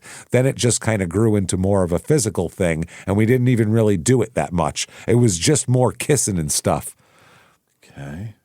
So they were saying, okay, well, what was she studying at Central? What were her interests and hobbies? Tell me about her life. Tell me I want to know about her. And he had no answers to any of that because he didn't know her. A guy that fucks a woman or kisses a woman knows at least something about that woman. Like she's not going to tell him everything ad nauseum in detail while he's just trying to get in her pants. Yeah, he would have heard it all. So no. No witness had ever seen them together, even in a small town. Then there's jail visits from Tom and Mom here, which is even better. Tom later on would testify, quote, he said the cops are lying. He held up a handwritten note for them to see so it wouldn't get recorded. Yeah.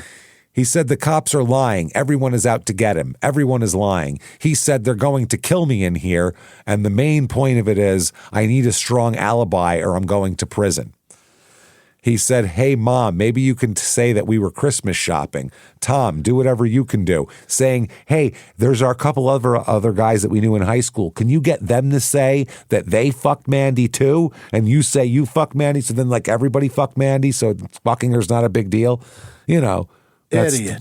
And he said, no, I'm not doing that. Yeah. And Tom tells his mother that why would he ask us to lie for him if he didn't do this? What are we doing here? I don't get it. And the prosecutor later said that that caused a break in Tom's relationship with Tim. And Tom replied that this incident was the start of it and indicated that he stopped visiting his brother in jail shortly after that.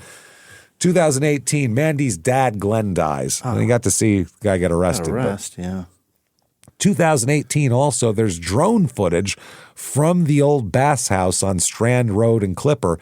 They positioned the drone outside of Bass's upstairs front bedroom window to show what his view of Strand Road would have been. And another detective with a dog jogged by to see if it's visible, and it's clearly visible on the footage that you can see from his window exactly when she comes and goes. He wants to suppress the DNA results, arguing that Kim Wagner acted as a state agent when she collected the cup. But the court denies that and says Wagner came up with the idea to search, and Detective Boway did not direct, entice, or act as an instigator of Ms. Wagner's search. She's just really into it. So, yeah, that's a big deal. They really want to do that. They keep going, what were your exact text messages back and forth? Yeah. There's also dueling experts This is interesting. This is all based on the number of sperm. The Dr. Goldfogel said that he viewed the slides and saw sperm, meaning that were alive enough that it had to have happened in the sex within 12 hours of her dying. Yeah. He said, but then I guess he did it under 100 times magnification, which another lady did it under 400 times magnification. And we'll talk about what happened there. Tim's refusal to take the DNA test will be excluded from trial. Okay. There's a defense expert, is forensic biologist Dr. Elizabeth Johnson. She independently analyzes the sperm samples as well, or DNA. She concluded that under proper 400 times magnification, the relatively few sperm on the vaginal swab slides indicated it was more likely that intercourse occurred 24 to 48 hours before she was dead. Oh. So she's saying, no, that was actually less sperm. Dr. Johnson believed the sperm count on the slides was, quote, not consistent with intercourse and then immediate death. Okay. The defense wants to use Mandy's diary against her. What's her diary say? Want to say, basically, in the diary, she wrote at some point, she wrote all the time in it, but months earlier had wrote about struggles with depression, self-esteem, freshman in college shit. Yeah, so I'm going to rape and murder myself. Yeah, and that she thought about suicide at one point. So what? So is she going to get herself naked, rape herself, and throw herself in the river? That's the suicide she I'm 45. I think about it every goddamn day. Oh, I mean, it's kind of like longingly almost. I saw Obsession, and she describes what it would be like to die, like to lay in bed and slit your wrists, and I was just like, "What a fucking lovely night! That sounds fucking great." Everybody, don't kill yourselves, please. Just based on this, let's not do that. The stress and overwhelming dread of daily life is just it's a nightmare sometimes. But tell me about it. We gotta deal with life. it. Yeah, that's life. We'll talk about other people's deaths. Yeah. So, but they said between the last June 89 entry in which she recounted feelings of depression and her November 89 death, she wrote in between that with a lot of enthusiasm about college life, upcoming travel, get-togethers with friends, family events. Not suicidal. Yeah. In addition, none of the entries ever discuss a plan or intent to act on feelings of suicidality. It's just depression. She's being a dramatic teenager. Yeah. And that's what they said. The judge described it as simply representing teen angst. Sure. Same shit. Also, he says there's a lack of evidence of kidnapping and rape. Yeah. Really? Yeah. He's saying you don't have evidence. You don't have evidence because he's saying his expert saying that the rape was days before. Yeah. Days before and all that kind of shit. So, but she said also that the afternoon she died, she planned to return from her run. Because basically he's saying, okay, I had sex with her, but it was like the day before or whatever. Yeah. But they're like, well, she was with her family the entire Thanksgiving day. So it's impossible. How'd you do that? Yeah. Was your dick hidden in the turkey? What happened? That didn't happen there.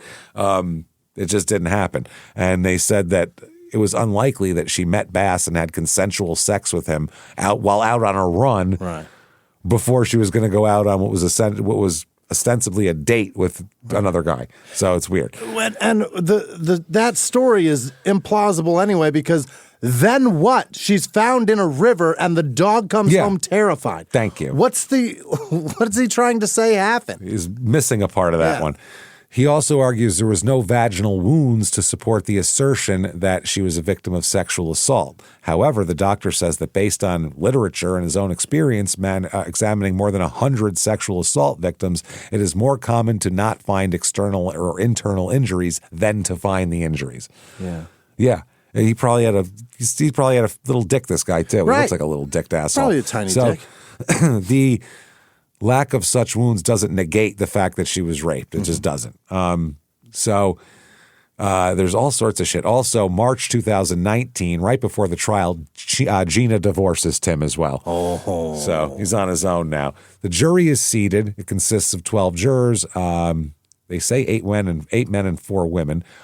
Jury selection was really difficult because Everybody knows. Have you heard of the most famous thing that's ever happened in this town? Right. No? Weird. So I mean, it took every time anybody comes time. home, they see their deadbolt and they remember. Yeah, that's what happened. The prosecutor, David McEachran, was retired and after 44 years and came back as lead prosecutor just to handle this case because it was like his whole career, basically. Yeah. He said, the evidence will show that Mandy was abducted. We know that she did not cross Highway 9. We know that she was on her way home. We know she had some scratches on her arms and legs and as though she'd been running through the brush. She had an injury to her head. The defendant's DNA was inside her. We know she was kidnapped. We know she was raped and then killed. We know that he wanted his brother to say that he himself had sex with her to make her look like a loose girl, and he wanted an alibi. These things are all critical when you're trying to put together a puzzle of what happened. The evidence is very, very clear. This was not a situation where there was consensual sex. There was no contact between these people. She was abducted, she was raped, and she was killed. I ask you to hold him accountable for what he did, which is an atrocious thing. Wow. His defense is someone else abducted and raped her. Really? Just someone else. That's it. The defense attorney says, for 30 years, that's how law enforcement investigated this case, is that the semen donor must be the killer. That's the fundamental error in this case. Oh. That's how you figure out rape murders is how that is. He said, what happened here is a big question mark. This case is a big mystery. We don't know anything. Okay. By the way, Mary testifies. She's in her 80s. So they told her, when the jury comes in, you don't have to stand up. Yeah. Like everyone, you can sit. And she stood up anyway. Wow. She said, hey, if everyone else is standing, I think I'll stand too. She felt weird.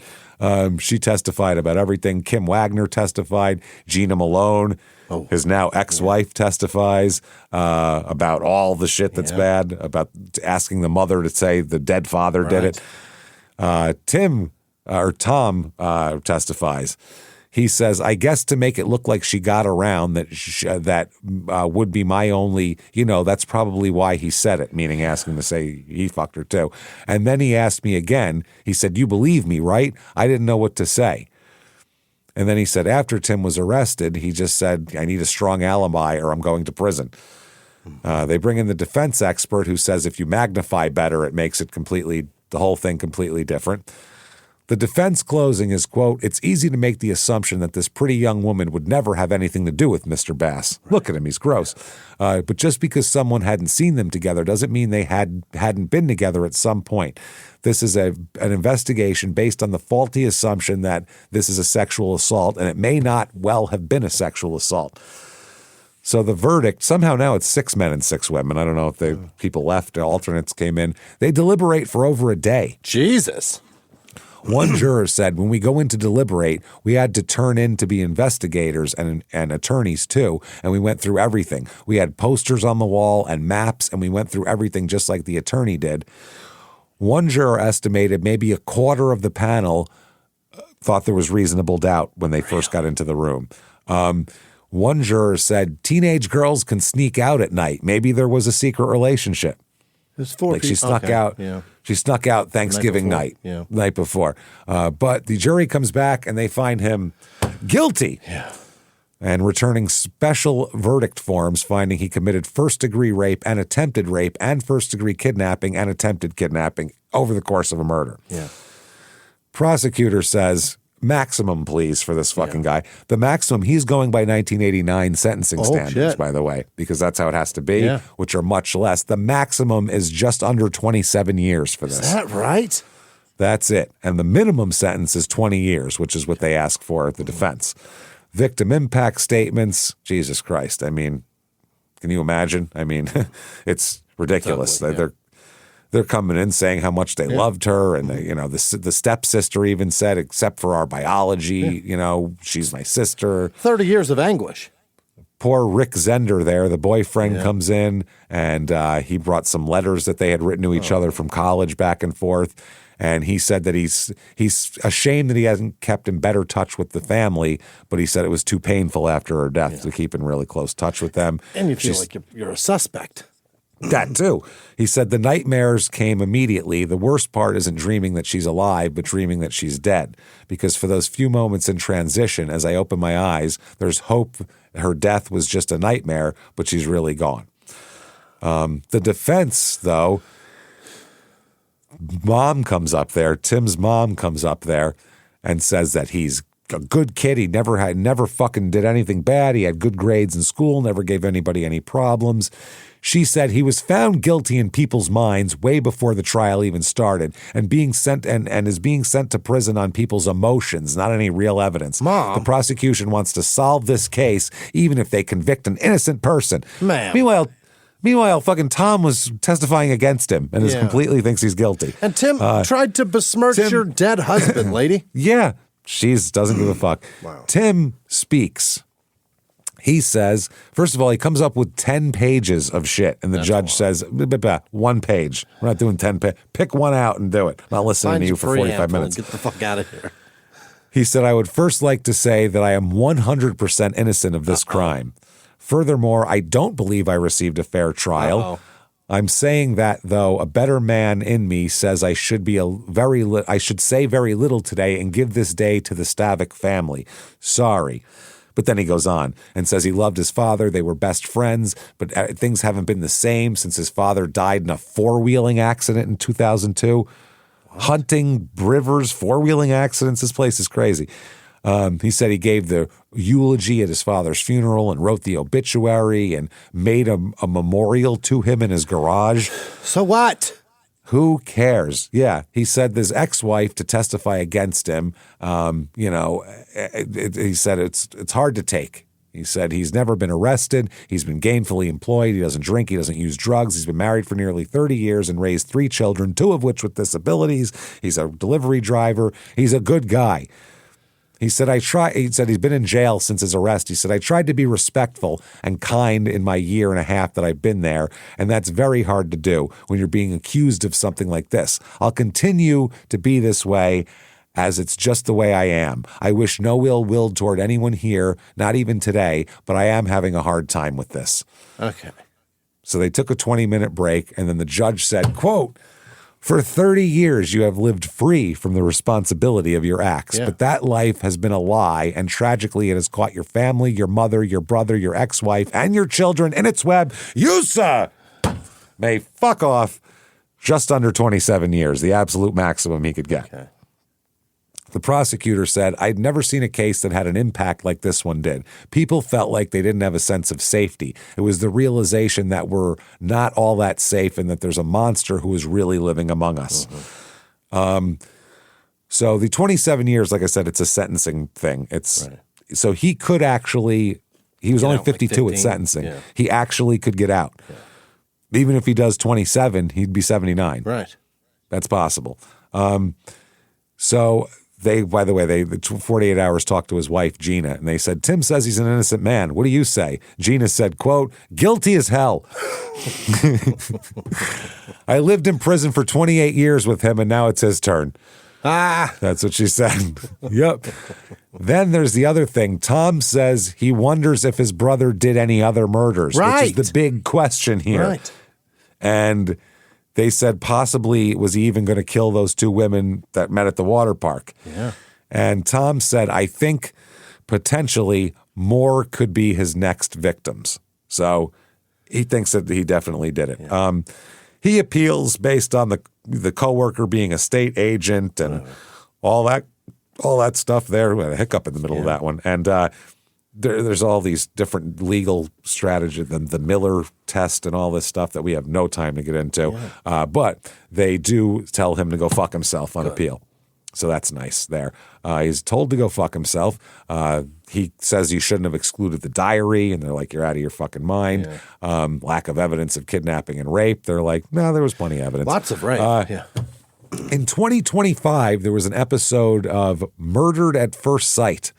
Called Unforgotten, Mandy Stavik, and there's also, 48 Hours did one, and a couple other things. There's a scholarship fund that's been set up in her name at Mount Baker High. Nice. She's buried at the St. Joseph Mission Cemetery in Clipper, Washington.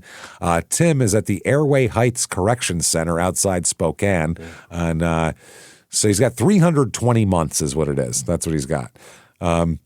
Appeals are exhausted, and as of the state Supreme Court's denial, the conviction stands, And there you go. Earliest release date is 79. I think he has to do all of it. That's part of it.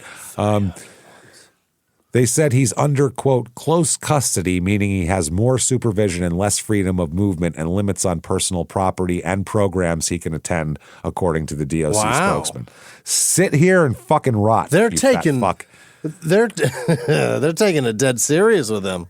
Oh, yeah, fuck this guy. Everyone's bad at the fuck this guy. So there you go, everybody. That is Acme, Washington, and fucking crazy goddamn cold case of a story. It just seemed like we needed that kind of case this week, a weird cold case and everything, but terrible fucking story, goddamn awful. It's horrible that if you liked it, though. Yeah.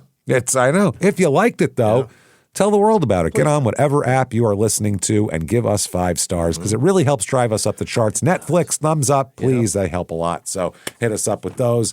Thank you for doing that. Listen to our other 2 shows, Crime in Sports and Your Stupid Opinions, which are just fucking funny. So check them out. You don't have to like sports to listen to Crime in Sports. We promise. So check that out. Definitely head over to shutupandgivememurder.com. Get everything there. Merchandise, tickets to live shows. September the 18th, Pabst Theater in Milwaukee. Awesome place. Can't wait to do that show. And then the next night, another great one, Minneapolis. So big. On September the 19th, State Theater. Come and do it. Milwaukee is beating you right now, Minneapolis, in ticket sales. You can't have that. That's crazy. You're better than that. Come on. So get in there. Do that. There's also Dallas in October, San Jose, Sacramento, and then November, Terrytown and Boston. So get your tickets right now for everything. Shutupandgivememurder.com. Follow the shows on social media. We are at Small Town Murder on Instagram, at Small Town Pod on Facebook. Hang out there. Patreon. My Christ, Patreon. Oh, boy. Patreon.com/CrimeInSports. All you need to be is $5 a month or above. You get everything we put out, including as soon as you subscribe, over almost 400 back bonus episodes. Then you get new ones every other week, 1 Crime in Sports, 1 Small Town Murder, and you get them all. Okay, this week what you're going to get for Crime in Sports, Kirby Puckett, famous Twins Hall of Fame center fielder there. We're going to talk about him. Then for Small Town Murder, Maternal Instinct documentary and the whole case around it, all the body cam footage and interrogation stuff. I saw it all, so we'll see it all. We'll talk all about it. So do that. That is patreon.com/CrimeInSports. And you get everything we put out ad-free as well. And on top of that, you get a shout-out, which is right fucking now. Jimmy, hit me with the names of the best goddamn people on earth who would never, ever, ever leave semen in us and then say that maybe our brothers did it too. So hit me with them right fucking now. This week's executive producer, Susan DeGuaya, on her pup Rogue. She lost her pup. That's horrible. That sucks. And Sierra Martin lost her child. This is a terrible week. Happy Hour is checking in Brinkley, Arkansas. Say again? I said, that's horrifying. Jesus Christ. That's worse than the first one. 2 people lost the 2 of the most important things you can have as a person. The one was a person, which is way worse. Objectively, that's fucking horrifying. Holy shit. And not that sorry, dog person, too. Apologize. Terrible thing to lose, too. Elena Zemmel. Thank you. Robin Cooper. Did I say that? I think I did. Other producers this week. Say it twice. Yeah. Peyton Meadows, Janice Hill, Zoe Lovergrove. Lovergrove, or is it Lovegrove? I think it's Lovergrove. Okay. Neva Granger. That's a fun name to say. Anna Hoover, Denise Walker, Tatum Loge, Cassidy Black, Samantha Fletcher, Jennifer Moore, Rachel with no last name, Christine LeBron, C.S., Marina Nietzsche, Semicolon Joe, Dylan Posen, Latoya Thomas, Angie Lyons, Bubba Donnie, Carre, Amanda Holy, Holly Hole, Lurch Borgia, Megan Q, 107 dildos, Keith, 77773. I hope that's, what is that? Is it a password? I don't know. Meg Weborg, Mandy Fruzen, Beth with no last name, Olive with no last name, Kyle Hendren, Rachel Darmetko, Indira, Sarah Griffin, Gary Nelson, Robert Throop, Natalie Waters, Mandy DeGule, Angel with no last name, Simbalad, Andrea Didas, Naneka, what is this? Naka H. Nika, perhaps? I don't know.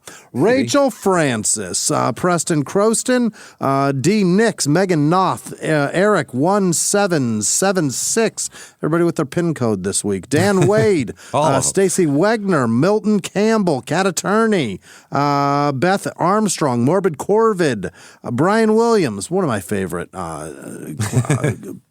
correspondents. Jordan Talbot, Denise Bailey, Jessica Brunson, perhaps related. Tyler with no last name. Trina with no last name. Margaret the Vet. Carrie with no last name. Scotty Andrade. That's fun. Carmen Webb. Natalie Berman. Stomel Hart. Ashley with no last name. Elizabeth Biden. Is there anybody? I don't know. Maybe. Aaron Rockwell. Zahn with no last name. Cade Schult. Brandon Rose. Lil Peggers. Yuck. Wow. Brianne Lawrence. Tuggy Smith, also yuck. Benjamin Horner, Maggie Madden, Ryan Hayashi, Nicole Williamson, Danielle Reed, Corey Beckland, Mandy Dale, Ashley Dake or Dekey, Ryan Hansen, Kira Peterson, CLS, Amanda Rogers, Patty with no last name, Tanya G, Harry with no last name, Gail Wilson, Morgan with no last name, Lauren with no last name, Cinema Sin, Tara Greenwell, Isabel Tamayo, Jay with no last name, Nicole Johnson, Laura Mayberry, Carrie Orgeron, Hannah Seaman. Okay, Simon, probably. Simon. Can't be Seaman. Mandy Dempsey, Candace Bishop, Jamie Tomes, Amanda Ripeto,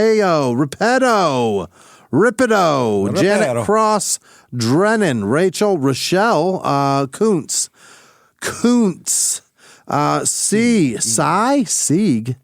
Sig? Okay, I get what you're doing. Sig Hill, you know what they want. Oh, fuck you. Go to There's no way that's somebody's name. It's Cy Heil. No, it's not. No, fuck off. It just got worse. Yeah. Marcel Polensky, Katie Diaz, Kenya K, Oliver Patrick, Brooks Skivers, Alaska Cat, James How German Loveless. do you think Jimmy is, for Christ's sake? Incredibly. Not that German, though. Not that one, no. No. Sath Hawkins? Is it Sath or Soth? Jackie Coots. Sandra with no last name. D. Aben. Arceli Zelaya. Trenda with no last name. Jeremy Brumfield. Jennifer Kerner. Kelsey Harper. Courtney C. Haley with no last name. Candace Bentley. Lauren O. And also the letter O. James Elliott. G.S. Annette Tarpley. Cheeto Steve. Jillian or Gillian Hollard, Jay Johnson, Allison Burnett, Khalid Omar. How about that? Morg Vivos Docent, Grim with no last name, Kirby Bolger, DK Rindy, JJ Lynn, I live in New Mexico and I hate it. Corey Mickelson, Phil Poop Dalla, Jessica Villarreal, Kirsten with a J, you guess it. Melissa Strahan, Elizabeth Hammond, Tommy Morris, David Masak, Renessa Erie, Charlotte Lamaster, Michael Ivy, Cuddle Cups, that sounds fun. Megan with no last name, Angela Barclay or Barkley, depending. Brad Cooper, probably not. Ferris Green, Joni with no last name, Crystal Thompson, and all of our patrons. You guys are the greatest. Thank you so much, everybody, you glorious bastards. Yeah. Fuck, we appreciate everything you do for us. Thank you for always hanging with us, always being here for us. We appreciate the shit out of it. You want to follow us on social media or know anything else, shutupandgivememurder.com is the way to do that. Come back. Keep seeing us. Yeah. Keep coming back. And until next week, everybody, it's been our pleasure. Bye.